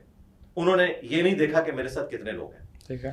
اس اعتبار سے مولانا اسحاق صاحب 1 مین آرمی تھے کہ وہ سارے فرقوں کے خلاف کھڑے ہوئے. انہوں نے نہیں دیکھا کہ میرا اپنا فرقہ مجھے اہل حدیث بھی سپورٹ نہیں کرے گا, اور جب میں شیعہ کے پاس بیٹھوں گا تو میرے اوپر ٹیگ لگ جائے گا شیعہ ہونے کا. انہوں نے پرواہ نہیں کی. 1 مین آرمی تھے, تو میں نے ان کو حسین کے ساتھ کمپیئر کیا, اور یہ تو سینسٹیو مسئلہ ہے نا ریلیجن کا. اب آ جائے اسی طریقے سے جب میں نے خان صاحب کی بات کی تھی تو اسی جملے میں ٹی سی ایم کی پوڈ کاسٹ میں نے ایکٹنگ کر کے بھی بتائی تھی کہ ہٹلر نے یوں میں نے ہاتھ اٹھا کے کہا تھا کہ وہ حلف لیتا تھا. خان صاحب بھی حلف لے رہے ہیں, بس صرف ہاتھ کا فرق ہے دائیں اور بائیں کا. حلف لے رہے ہیں خان صاحب؟ ہاں, اپنے ماننے والوں سے انہوں نے حلف لیا تھا نا کہ جب میں آپ کو بلاؤں گا تو میرے بچے تو دوسرے ملک ہوں گے, لیکن آپ نے اپنے بچے لے کر آ جانا ہے اور اپنے بچے قربان کرنے ہیں میرے لیے. ٹھیک ہے. اگر ایک پوائنٹ پہ آپ نے کمپیریزن, جی ایک پوائنٹ. دوسرا میں نے اس میں یہ کہا تھا کہ آپ اپنے فتنے کو اپنی زندگی میں ختم کر کے جائیں. اپنے فتنے کو؟ عمران خان ایک فتنہ ہے. جی میں بتا رہا ہوں نا, دیکھیں میں جب مجھے جملہ تو پورا کرنا تھا, وہ پوائنٹ آتا ہے سامنے, سوری مقصد آپ کو تنگ کرنا نہیں تھا, لیکن وہ پوائنٹ اس طرح ہے نا, عمران خان کو فتنہ کیوں کہیں گے آپ فتنہ کیوں کہیں گے؟ آپ کے چند بے وقوف گیسٹ کی صدا مجھے تو نہ دیں. میں تو ہر جملہ آپ سوال شروع کرتے ہیں نا تو میرے دماغ میں پوری ریل ہوتی ہے کہ میں نے کیا بات کرنی ہے اور کتنے منٹ بعد کیا جملہ بولنا ہے. ابھی تو میں نے جملہ بولا ہے کہ فتنے کو, تو میں ابھی اس کے بعد اگلا جملہ بولوں گا. میرے سارے اسٹوڈنٹس کو پتا ہے جب میں فتنہ بولتا ہوں تو اس سے اگلا جملہ کیا بولتا ہوں. جی بولیں جی, عربی والا دیکھ لیں. جواب مل گیا آپ کو. ٹھیک ہے. تو آپ نے مجھے اگلے جملے میں نہیں جانے دیا, اور یہ آخری وارننگ ہے. موسیٰ علیہ السلام نے بھی پتہ ہے نا, میں حضرت خضر علیہ السلام نے کہا تھا بھی فارغ, تو میں نے اس کے بعد پھر کیمرہ بند کروا دینا. تو یہ تو اچھی بات ہے, نیچرل چیز ہے. نہیں لیکن اچھی بات, الوی کیمرہ بند والی بات ٹھیک نہیں ہوگی. اگر آپ سیکھنا چاہتے ہیں نا تو صبر سے سنیں. میں نے کوئی 50 جملے تو نہیں بولے نا, میں نے تو ابھی یہ دوسری دفعہ ہوا, لیکن آپ کی بات کے اندر تو ٹھیک ہے نا کہ میں کیمرہ بند کراؤں گا. بولا ہے فتنہ, ابھی میں نے اگلی بات ہی نہیں کی ہے, میں نے اگلا جملہ بولنا تھا. یاد ہونا کہ میں جن لوگوں کے پاس باتیں نہیں ہوتی ہیں تو وہ 50 باتیں کرتے ہیں, میں تو ایک لوہار کی مارتا ہوں, 100 کی لوہار کی ہوتی ہے میری, سونار کی ایک. لیکن آپ کو کیمرہ بند کرنے والی بات نہیں کرنی چاہیے تھی. نہیں, میں ویسے بتا رہا ہوں کہ اگر آپ بات سننے کے لیے تیار نہیں ہے تو فائدہ نہیں نا. میں سنوں گا, مجھے تو آپ نے خود ہی کا ٹائم کم ہے انٹرویو دے رہے. میں نے موسیٰ علیہ السلام اللہ کے پیغمبر ہیں, ان کو خضر علیہ السلام کہہ سکتے ہیں کہ بھائی آپ اولاد کی ہے, تو میں بھی آپ کو کہہ سکتا ہوں بھائی, اس میں کوئی ایسا مسئلہ نہیں ہے. میں نے سنت میں کہا سنا معاف. ٹھیک ہے, اب آپ نے یہ نہیں سمجھنا کہ میں نے آپ کو جو ہے مجھے لگا میں نے سمجھ لیا ہے اور میں خود کو خضر. نہیں, ٹھیک ہے, یہ آپ کو وہ جواب بھی مل گیا کہ جب ایگزامپل کروائی جاتی ہے نا اس ٹھیک طریقے سے تو 100% نہیں ہوتا. ٹھیک ہے. اچھا, تو میں نے کہا تھا کہ خان صاحب آپ نے اپنے اس فتنے کو, یعنی عربی والے آزمائش کو اپنی زندگی میں خود ختم کرنا ہے. جو آپ نے لوگوں کو سوشل میڈیا کے اوپر وائلنٹ کیا ہے کہ وہ ایز اے ادارہ فوج کی ٹرولنگ کرتے ہیں. ابھی بھی آپ نے دیکھا یہ BLA کا جو مسئلہ ہوا ہے, کن لوگوں نے گود میں لیا ہوا ہے ان دہشت گردوں کے واقعات کو, اور سوشل میڈیا کے اوپر پروپیگیٹ کر رہے ہیں, کس طریقے سے اس کو پریزنٹ کرنے کی کوشش کر رہے ہیں گویا کہ وہ ہمارے مخالفین کے ساتھ کھڑے ہوئے ہیں. گویا کہ اس کا یہ مطلب نہیں کہ میں ان کو مخالفین کے ساتھ سمجھتا ہوں, لیکن ان کا ایٹیچیوڈ ایسا ہے, اور پریکٹیکلی ہمیں نظر بھی آیا ہے. یہ ایک موقع تھا کہ اس موقع کے اوپر ہماری اپوزیشن جماعتوں کو پارلیمنٹ میں آنا چاہیے تھا. حالانکہ خان صاحب کے دور میں خان صاحب اٹھ کے باہر چلے گئے تھے, لیکن اس وقت کی اپوزیشن پھر بھی آرمی چیف کے ساتھ بیٹھی تھی اس وقت ایک کریٹیکل ایشو کے لیے. ٹھیک ہے, یہ والا حوصلہ کم از کم ادھر ان کو اپوزیشن میں دکھانا چاہیے تھا, جو اس اپوزیشن نے دکھایا جس کو یہ کہتے ہیں کہ جی وہ تو ڈیموکریٹک لوگ نہیں ہیں. تو اس وقت تو ہمیں یہی نظر آیا. تو میں نے یہ بات کی تھی کہ آپ جو اس طرح لوگوں کو وائلنٹ کر رہے ہیں, اپنی زندگی میں اس فتنے کو ایڈریس کریں اور لوگوں کو سمجھائیں کہ اس طرح وائلنٹ ہونے کا کوئی فائدہ نہیں ہے. اس طریقے سے آپ تبدیلی نہیں لا سکتے. تبدیلی لانے کے لیے آپ کو ڈیموکریٹک اسٹرگل کرنی ہوگی, اس کے لیے آپ کو دھمکیاں نہیں لگانی ہوں گی, اس کے لیے آپ کو اس طرح کے دھرنے نہیں کرنے ہوں گے کہ آپ نے ملک کو بلاک کر دینا ہے. اور یہ وہ ساری باتیں ہیں جو خان صاحب سے ہم نے سیکھی ہیں. جب TLP والوں نے یہاں دھرنا دیا, خان صاحب نے جو پرائم منسٹر کی حیثیت سے قوم سے خطاب کیا تھا, انہوں نے کہا تھا اس طرح ملک چلتے ہیں کہ آپ آرمی چیف کو دھمکیاں لگائیں, آپ چیف جسٹس کو دھمکیاں لگائیں, آپ وزیر اعظم کو. ہاں, تو یہ ساری چیزیں ہم نے ان سے سیکھی تھی. تو وہ آئینہ ہم نے ان کو دکھایا تھا کہ بھائی اس طرح کریں. اس کا قطعاً یہ مقصد نہیں ہے کہ ہم ان کو کوئی اس اعتبار سے کافر, مرتد یا وہ چیز سمجھتے ہیں. ظاہر ہے جب ایک ریلیجیس پلیٹ فارم سے بات ہو رہی ہے تو پورے کانٹیکسٹ میں ہو رہی ہے. اوور آل آپ کی ساری باتیں ٹھیک ہیں, جسٹیفائڈ ہیں. یہ عمران خان کے اوپر ڈبیٹ آئی. So do you think now presently اس ویڈیو کے اندر ایز آف ٹوڈے کمپیریزن جو تھا وہ جسٹیفائڈ نہیں تھا, نہیں ہونا چاہیے تھا, آپ کو نہیں کہنا چاہیے تھا ہٹلر اور عمران خان والا؟ نہیں, بالکل ٹھیک کیا میں نے. اچھا بھی آپ بہت ہر چیز کہتے ہیں, میں سائنٹیفک کی بات کرتا ہوں اور کرتے بھی ہیں, مجھے اچھا لگتا ہے آپ کی جب آپ چیز کو ڈیفینڈ کرتے ہیں, لاجک دیتے ہیں. اور چلے اس کے اوپر پورا پروگرام کر لیتے ہیں. میں ہٹلر کے اس زمانے کی ساری ایکٹیویٹیز بتاتا ہوں آپ کو. میں بھی پھر آپ کو ایسے مشورہ دوں گا, شہزاد غیاث بھائی ہیں ہمارے, انہوں نے پورا پروگرام کیا, وہ آپ دیکھ لیں. شہزاد غیاث بھائی کا بھی میں سن رہا تھا, وہ کہہ رہے تھے کہ پاکستان کو UAE سے اس لیے ویزا بین کیا انہوں نے کیونکہ وہ ایک مورو بھائی ہیں, انہوں نے ویڈیو کے اندر کہا تھا بچی چیک. مطلب اتنی سویپنگ اسٹیٹمنٹ والی میں نے ان کی ویڈیو دیکھی ہے, اس کے علاوہ نہیں دیکھنے کا اتفاق ہوا. اگر کوئی رپورٹ آ جاتی وہ الگ بات ہے, جو اسٹیبلش فیکٹس ہیں نا, ہٹلر تو اب ماضی ہو چکا ہے نا, کس طریقے سے وہ پروپیگنڈا وار کے ذریعے مسلط ہوا, اجازت تو ایک چیز سب کے سامنے ایک چیز کوٹ کرنا چاہ رہا ہوں. اچھا, میں کہہ رہا ہوں کہ سنس سائنٹیفک ریسرچ کے اوپر ہم آپ بات کرتے ہیں تو میں نے کوشش کی ہے, ویسے نہیں. وہ کہتے ہیں کہ اگر ہم ان کی لیڈرشپ اور آئیڈیالوجی کی بات کریں اور کمپیریزن کو سائنٹیفکلی دیکھنے کی کوشش کریں تو وہ کہتے ہیں Imran Khan was a democratically elected leader. Hitler ایک فیشسٹ ڈکٹیٹر تھا جس نے جینوسائڈ کیا تھا. فورس اور وائلنس کی بات کریں تو ہٹلر نے ملٹری کو کنٹرول کیا, وارز ویج کی, ایگزیکیوٹڈ ملینز. ڈیبیٹ کرتے جاتے ہیں. پہلے ہی آپ کا جملہ جو ہے نا, آپ ایک ساتھ ایگری کرتے ہیں. میں ابھی ختم کر لوں, صرف 4 ہیں. ہٹلر جو ہے واپس آ کے پوائنٹ کر دوں گا, 4 ہیں. ڈیموکریٹک تھا, صرف 4 پوائنٹ. عمران خان کی ڈیموکریٹک حکومت تھی, اس کی ٹوٹلیٹیرین تھی. ہٹلر کس طرح آیا اوپر؟ الیکشنز کے ذریعے آیا. بالکل ایسے, لیکن پہلے پروپیگنڈا ہوا سارا, اس کے بعد جس طریقے سے مسلط ہوا اور پھر اس نے جو کچھ کیا. تو خان صاحب بھی 2014 کے دھرنوں سے شروع ہوئے اور کرتے کرتے 2018 میں آئے. بالکل دونوں اس کو اگر آپ ڈیموکریسی سمجھتے ہیں تو بالکل ایک جیسی ڈیموکریسی تھی. بالکل صحیح کہہ رہے ہیں, فلائٹ وہی ہے, ٹریک وہی ہے, بالکل وہی ہے, وہی. ہٹلر نے اینڈ پہ کوئی 20 ملین لوگوں کو قتل کر دیا. تو do you think Imran Khan has the capacity? یہ تو بات کا معاملہ ہے نا. آپ نے کہا فلائٹ وہی ہے. غلط بات نہ کریں. آپ نے پہلا جملہ بولا ڈیموکریٹک طریقے سے آیا تھا, بعد میں اس کے کرتوت کیا ہیں یہ تو ڈسکس ہی نہیں کیا ہم نے. یہاں تک آپ کی بات غلط ثابت ہوئی کہ ڈیموکریٹکلی نہیں ہے دونوں ڈیموکریٹک آئے اگر آپ ڈیموکریسی سمجھ رہے ہیں. بالکل ٹھیک ہے, یہ بات آپ کی غلط ہے کہ ہٹلر جو ہے وہ کوئی فوجی ڈکٹیٹر تھا, فوج کی کمانڈ تو اس نے بعد میں لی ہے, وہ بھی پہلے ہارا تھا, اس کے بعد پروپیگنڈا کیا اس نے, اور اس کے ذریعے وہ کہ جرمن جو ہے وہ سپیریئر ہے, نیا پاکستان نئی جرمن قوم اسی طریقے سے وہ بھی اوپر آیا تھا, اور الحمدللہ یہ بالکل کلیئر ہے اپنی جگہ.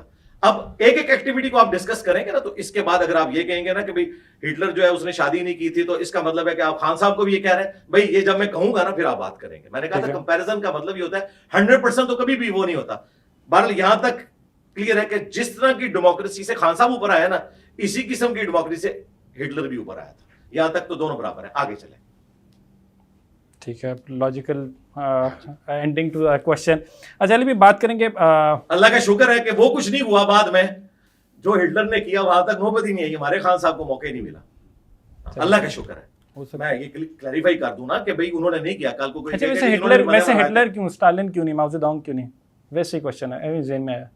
وہ تو آگے مسند پہ بیٹھ گیا تھا. اسٹالن کی مثال میں اس لیے نہیں دوں گا کہ وہ تو رشین انقلاب کے بعد جب لینن مر گیا تو اس کے بعد سیکنڈ تھا تو اوپر آیا نا. یہاں تو یہ الیکٹ ہو کے آیا ہے الیکشنز کے ذریعے ہٹلر, وہ ہٹلر ہی بیسٹ مثال ہو سکتی ہے. ٹھیک ہے.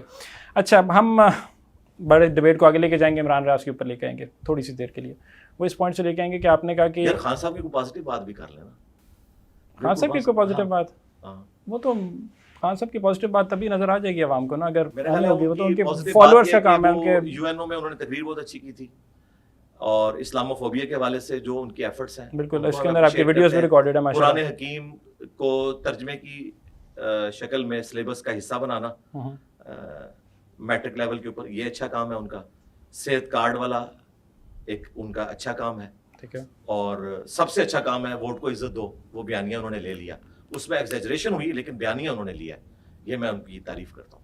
ٹھیک ہے, good enough, got it, point receive. اچھا علی بھی, عمران ریاض کے بارے میں آپ ان کو کہتے ہیں, آپ تھوڑا سا ٹانٹ کرتے ہیں کہ تو کل کے نظریاتی ہیں, اور مطلب آپ کہتے ہیں کہ میں پرانا 12-13 سال کا نظریاتی ہوں.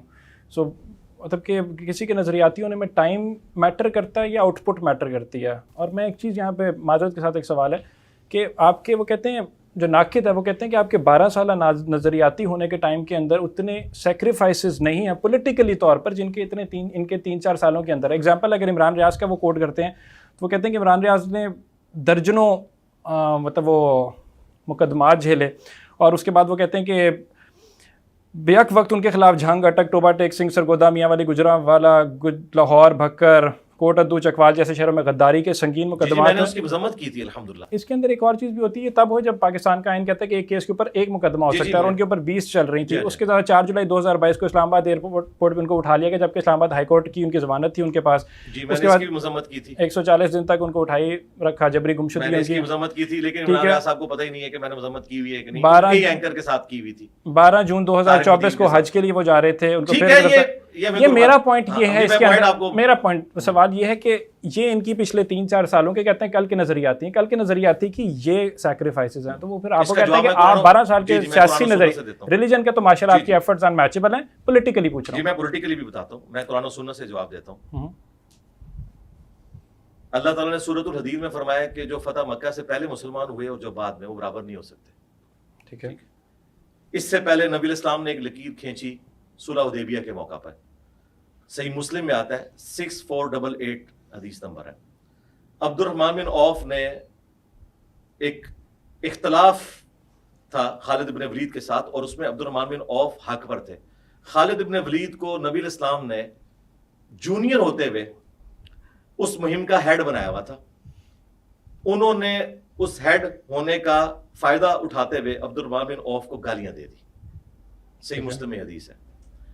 نبی الاسلام کے پاس شکایت لگائی عبد الرحمن بن عوف نے. نبی الاسلام نے حضرت خالد کو بلا کے کہا کہ خالد اب تم میرے صحابہ کو برا مت کہو, اب تم احد پہاڑ کے برابر سونا خیرات کر دو نا. عبد الرحمن بن عوف نے اس وقت ایک مٹھی بھر جو گندم خیرات کی تھی, ایک مد اور اس کا ہاف, آلموسٹ آپ سمجھ لیں 300 گرام, 7.5 کلومیٹر پہ پھیلے ہوئے احد پہاڑ کے برابر سونا بھی تم خیرات کر دو, عبد الرحمن بن عوف کا مقابلہ تم نہیں کر سکتے. انہوں نے آگے سے یہ نہیں کہا کہ یا رسول اللہ میری تو جنگی کنٹریبیوشنز بہت زیادہ ہیں. عبد الرحمن بن عوف اس زمانے میں نظریاتی تھے جب نظریاتی ہونے کا مطلب موت تھی, اور خالد بن ولید اس وقت نظریاتی ہوئے, اسلام قبول کیا جب صلح حدیبیہ کے بعد مشرکین عرب نے نبی الاسلام کو پاور تسلیم کر لیا تھا. ایک یہ مثال. دوسری, مولا علی علیہ السلام پہ کبھی بھی کفر کا وقت نہیں گزرا, ان کو یہ ایج حاصل ہے باقی صحابہ پر. باقی صحابہ کافر سے اسلام میں داخل ہوئے کفر سے, اور مولا علی نے آنکھ ہی اسلام میں کھولی ہے نبی الاسلام کی صحبت میں. اب آ جائیں وہ نظریاتی لوگ, اب آپ کو میری بات سمجھ آئے گی. عمران ریاض صاحب نے مجھے کہا کہ میں اسٹیبلشمنٹ کی طرف سے لانچ ہوا. ٹھیک ہے, اس کے جواب میں یہی جواب بنتا تھا کہ بھائی مولا علی کا اور دوسرے اصحاب کا کمپیریزن نہیں ہو سکتا. مجھ پہ تو کبھی کفر کا وقت ہی نہیں رہا, مجھ پہ تو کبھی ٹاؤٹ ہونے والا وقت ہی نہیں رہا. آپ تازہ تازہ نظریاتی ہوئے ہیں, اور اس شخص کو جو ہمیشہ سے ہی نظریاتی تھا. یہ فرق ہے جی. فتح مکہ سے پہلے بات ہی نہیں ہے, بات ہی کچھ اور ہے. ہم کبھی بھی اس پارٹی کا حصہ نہیں رہے جس کا یہ حصہ رہے, اور یہ ہمیں فضائل سنایا کرتے تھے. اور ان کے جو بڑے تھے اس وقت, آصف غفور صاحب اور فیض حمید صاحب, جو کچھ کر رہے تھے یہ ان کی سپورٹ میں کھڑے ہوئے تھے. تو ہم پہ چونکہ وہ وقت آیا ہی نہیں ہے, ہماری زندگی کا وہ حصہ کفر پہ گزرا ہی نہیں ہے. میں مثال دینے کے لیے کہہ رہا ہوں, اس لیے میں نے یہ بات کی تھی. عمران ریاض صاحب پوری زندگی بھی قربانیاں دیتے رہے نا, میرے برابر ہو ہی نہیں سکتے کیونکہ میری زندگی میں وہ وقت آیا نہیں. اب آپ کو کمپیریزن سمجھ آیا؟ یہ نہیں دیکھا جائے گا قربانی کم زیادہ کس کی ہے. دوسری بات, انہوں نے میرے اوپر وہ جھوٹا الزام لگایا کہ جو ثابت ہی نہیں ہے. میں تو اپنی زندگی میں کبھی بھی اس اسٹیبلشمنٹ کا حصہ ہی نہیں رہا. تو پھر میں نے ان کو جواباً کہا کہ تم حصہ رہے ہو, تم مجھے اس بات کے اوپر ٹونٹ کر رہے ہو جس کے تم حصہ رہے ہو. یہ میں نے جواباً بات کی تھی. وہ جتنی مرضی قربانیاں کر رہے ہیں, ان کی زندگی میں, اس کو پنجابی میں ایک مثال دی جاتی ہے کہ جب دھاگا ٹوٹ جائے نا, جڑ تو جاتا ہے لیکن گھیرا لگ جاتی ہے. تو عمران ریاض خان صاحب آپ کو گھیرا لگی ہوئی ہے, انجینئر صاحب کے دامن میں گھیرا نہیں ہے. یہ فرق ہے, اور یہ قیامت تک ختم نہیں ہونا. آپ جتنی مرضی ایف آئی آر کاٹ لیں, آپ ملک سے چلے جائیں, آپ بے شک مریخ پہ جا کے آباد ہو جائیں, یہ فرق رہے گا. شوق سے تو نہیں گئے. نہیں یار, وہ ایک ٹاپک لد ہے. اس وقت جو ٹاپک ڈسکس ہو رہا ہے میں اس کو جسٹیفائی کر رہا ہوں کہ مجھے اس پہ غصہ اس لیے آیا تھا کہ اس نے اپنے والی گالی مجھے دی جو کہ میری بنتی ہی نہیں تھی. میرا تمہارا کمپیریزن ہی نہیں بنتا بھائی. میں تو کبھی بھی وہ نہیں رہا. میں نے تو بلوچوں سے معافی نہیں جا کے مانگی نا. میری زندگی میں کبھی وہ وقت آیا ہی نہیں ہے کہ میں نے بلوچوں کے لیے اس طرح کی سٹیٹمنٹس دی ہوں کہ کچھ کرتے ہیں تو اٹھائے جاتے ہیں نا. میری 2012 کی ویڈیو ریکارڈ ہے, 2012, یہ نوٹ کر لیں. میں نے اس وقت بلوچستان کے مسئلے کو اٹھایا, یوٹیوب پہ اپلوڈڈ ڈیٹ موجود ہے. اس وقت ان بیچاروں کو پتہ ہی نہیں ہوگا. جب آپ نے وہ مسئلے کو اٹھایا, آپ کو کسی نے اٹھانے کی کوشش نہیں کی؟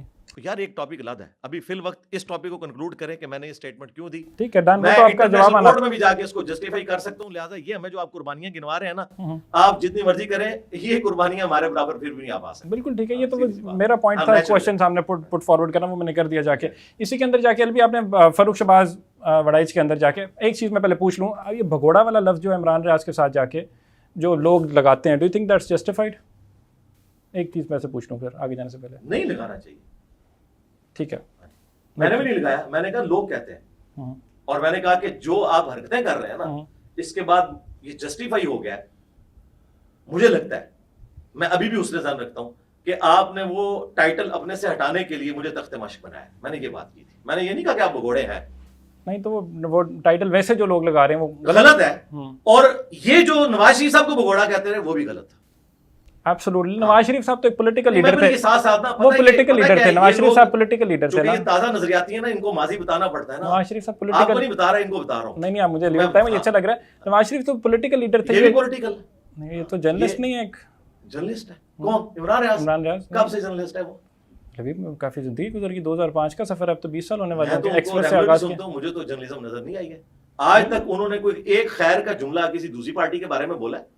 جرنلسٹ میں آپ کو بتاتا ہوں کون ہے. بزدار کے ویسے نیویارک کے اندر بزدار والا معاملہ بھی کچھ اور تھا, وہ چھوڑ دیں. میں پھر وہ بھی پول کھول دوں گا, چھوڑ دیں بزدار والا معاملہ. اچھا اس کو چھوڑیں. میں ایک چیز پوچھنا چاہ رہا ہوں, یہ ہمارا ڈیبیٹ نہیں ہے. عمران ریاض بھائی خود ڈیفینڈ کریں, میرا تعلق کوئی نہیں. میں کیوں بن رہا ہوں ماؤتھ پیس. میں وہی میرا تعلق نہیں. اور مرضی ٹھک جائے گی, پھر وہ لوگ کہیں گے یار پھر وہ اب کس نے کس کی منجی ٹھوکنی ہے وہ تو ویڈیوز کے اوپر لوگ خود ہی کریں گے جا کے. میرا تو ویڈیو نہیں, میں نے تو اگلی بات کی ہے, میں نے ایک ویڈیو بنائی ہے, میں نے کہا سامنے آ کے بیٹھ جاؤ, ٹھیک ہے, جسٹیفائڈ. اس سے بڑی کوئی بات کر ہی نہیں سکتا. بگوڑا والے بات کے اوپر کہہ رہا تھا, آپ نے اچھا لگا مجھے, آپ نے کہا نہیں کہنا چاہیے. اس کے اندر وہ کہتے ہیں کیوں نہیں کہنا چاہیے, وہ کہتے ہیں نبی اکرم صلی اللہ علیہ وسلم کی ہجرت کی مثال بھی دیتے ہیں, جو کہ ان کے فضائل سننے کے لیے میں ادھر نہیں بیٹھا ہوا نہ وہ جو کچھ کہتے ہیں. مجھے پتا ہے یہ نبی اسلام کا جو نام لے رہے ہیں اور جو جس طریقے سے دین کو پریزنٹ کر رہے ہیں, یہ اسلامک ٹچ نہ, وہ یہ بھی دیتے ہیں کہ اللہ کی زمین, مجھے ان کے کسی اسلامک ٹچ سے نہ ان کے لیڈر کے اسلامک ٹچ کے ساتھ کوئی انٹرسٹ ہے. مجھ سے میرا سوال پوچھے, میں ان کے فضائل سننے کے لیے بیٹھا ہوا, کیونکہ اگر آپ یہ بولیں گے نا تو پھر میں اس کی ایک ایک بات کا جواب دینا شروع کر دوں گا اور وہ لمبا ہو جائے گا. وہ لمبا ہو جائے گا. ظاہر ہے کہ میں یہ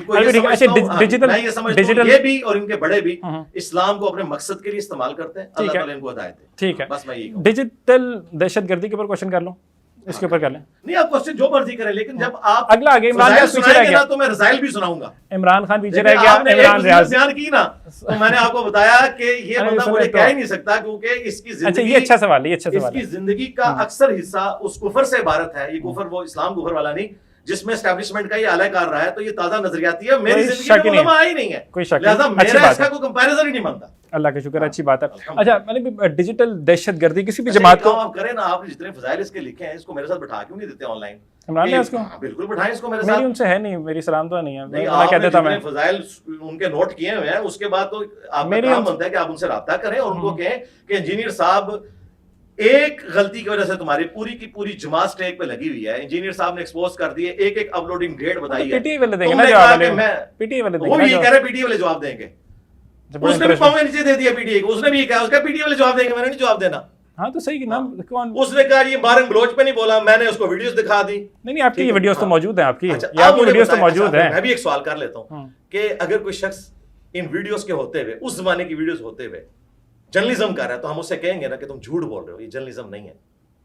یا تمہیں اگر اب پتا چلا تو معافی مانگو مجھ سے, معافی تو بنتی ہے نا. معافی مانگنی ہے, ظاہر ہے جب جھوٹ بولا ہے, جب ایک صحافی کی رپورٹ غلط نکلتی کسی کے بارے میں تو اسے معافی مانگنی چاہیے نا. ٹھیک ہے, آپ کو پتا ہے نا کہ میری ویڈیوز اپلوڈ ہے بارن گلوچ کے حوالے سے. بالکل, جب وہ یہاں بیٹھی ہوئی تھی, جب یہ اپنی وائف کو لے کے گیا تھا, اور میں یہاں پوڈ کاسٹ میں اس وقت کے کاکڑ صاحب جو بلوچستان کے تھے اور فائز عیسیٰ صاحب جو بلوچستان, میں ان کا نام مینشن کر کے کہہ رہا تھا کہ آپ کی اولین ذمہ داری ہے. تو اس نے بارن گلوچ سے تو معافی مانگی ہے, مجھ سے معافی کب یہ مانگے گا؟ مانگنی چاہیے نا, کیا خیال ہے؟ ٹھیک ہے, مانگنی چاہیے نا, بالکل مانگنی چاہیے. ہاں ٹھیک ہے. ڈیجیٹل دہشت گردی کے اوپر آتے ہیں. بھائی ڈیجیٹل دہشت گردی کسی بھی سیاسی جماعت کو دہشت گرد ٹھہرانا, ڈو یو تھنک جسٹیفائڈ ہے؟ اگر اس کی ایکٹیویٹی دہشت گردی والی ہیں تو دہشت گردی کو ہائی لائٹ کرنا چاہیے. باقی اگر اس کو آپ نے بین کرنا ہے پولیٹیکل جماعت کو, تو اس کے لیے ایک طریقہ کار موجود ہے. میں نے ان کے اس فیکٹر کی بات کی تھی کہ ٹی ٹی پی تو آرمڈ کنفلکٹ کر رہی ہے, کتنے فوجی مار لے گی, لیکن اگر آپ لوگوں کو یہ مجبور کریں گے کہ فوج میں بھرتی نہ ہو. میں نے اس میں مثالیں بھی دی تھی کہ میرے اپنے بیٹے کا کلاس فیلو کیڈٹ کالج چھوڑ کے آ گیا. ہماری لائیو سٹریم ایک بندہ آیا کہ جی فوج جو ہے وہ دخل دیتی ہے پالیٹکس کے اندر, تو میں نے فوج میں بھرتی نہیں ہونا. تو میں نے کہا تھا آپ فوج کو ایز اے ادارہ اتنا رگڑا نہ لگائیں. اس کو میں ڈیجیٹل دہشت گردی مانتا ہوں, اور بقول ان کے 5th جنریشن وار, اس کا نام رکھ لیں, نام کوئی بھی رکھیں, کہ آپ فوج کو ایز اے ادارہ جب ملائن کریں گے تو میں اس کو ٹی ٹی پی سے بڑی دہشت گردی سمجھتا ہوں. آپ سمجھتے ہیں, بٹ ڈونٹ یو تھنک یہ تھوڑی جنیرک سٹیٹمنٹ ہے؟ میرا نہیں خیال کہ الفتنۃ اکبر من القتل, سیاسی جماعت فتنہ جو ہے وہ قتل سے نہیں. وہ سیاسی جماعت لادا, وہ ڈسکس کریں گے. پھر اگر اس پہ آئیں گے تو مجھے بتائیں ٹی ایل پی سیاسی جماعت نہیں تھی؟ ٹھیک ہے, ان کو ڈیجیٹل دہشت. چودھری صاحب کیوں آگے کہہ رہے تھے کہ انڈیا سے ان کے اکاؤنٹ چل رہے ہیں؟ جیو کا 9 کا خبر نامہ میں پہلی خبر یہ تھی, رکھی ہوئی ہے بھائی, ویڈیوز ہانٹ کریں گے ان کو. انہوں نے کہا کہ اتنے ہزار اکاؤنٹ وہاں سے چلتے ہیں, ٹی ایل پی کو فنڈنگ ہوتی ہے. بالکل نہیں ہوتی, میرے مخالف ہیں وہ. مجھ پہ 5 دفعہ جو قاتلانہ حملے ہوئے میرے تک پہنچے, 2 نہیں پہنچے, 7 کے 7 لوگ ٹی ایل پی موٹیویٹڈ تھے. اس کے باوجود میں کہتا ہوں کہ ٹی ایل پی پاکستان کے ساتھ مخلص جماعت ہے. ان کا جو وہ ایک ہارڈ لائنر ہونا ہے وہ اپنی جگہ ہے, وہ بالکل کوئی انڈین ایجنٹ نہیں ہے. اس وقت ان لوگوں کو خیال نہیں آیا کہ ان کو انڈین ایجنٹ کہہ رہے ہیں, اور یہ کہتے تھے کہ دہشت گردی ہو رہی ہے, فوج کے خلاف بات ہو رہی ہے. ہاں فوج کے خلاف بات ہو رہی تھی. اب اگر یہ وہی باتیں کر رہے ہیں تو ان کو اپنی شکل اسی آئینے میں دیکھنی چاہیے. اور یہ میں نے قرآن سے آیت پیش کی تھی, والفتنۃ اکبر من القتل, یہ 2 دفعہ قرآن میں آیت آئی ہے. فتنہ کرنا قتل سے بڑا ہے. ٹی ٹی پی قتل کرتی ہے اور کوئی پولیٹیکل جماعت چاہے وہ ٹی ایل پی ہو، نون لیگ ہو، پیپلز پارٹی ہو یا پی ٹی آئی ہو، فوج کے خلاف ایز اے ادارہ اگر وہ مہم چلاتی ہے اور عوام اور فوج کے درمیان دراڑ ڈالتی ہے تو یہ فتنہ ہے اور یہ قتل سے بڑھ کر ہے۔ اب اس طرف آ جائے کہ پولیٹیکل جماعت ہے تو پولیٹیکل جماعت ہے تو پولیٹیکل جماعت رہے نا، کلٹ تو نہ بنے۔ پولیٹیکل جماعت کا کام ہے کہ وہ بینرز اٹھائے، پولیٹیکل جماعت کا کام یہ نہیں ہے کہ پیرلر میں وہ بھی اسلحہ لے کے ایک وزیر اعلیٰ کو لے کے پولیٹیکل جماعت کو اگر بینرز نہ اٹھانے دیے جائیں تب کیا کریں؟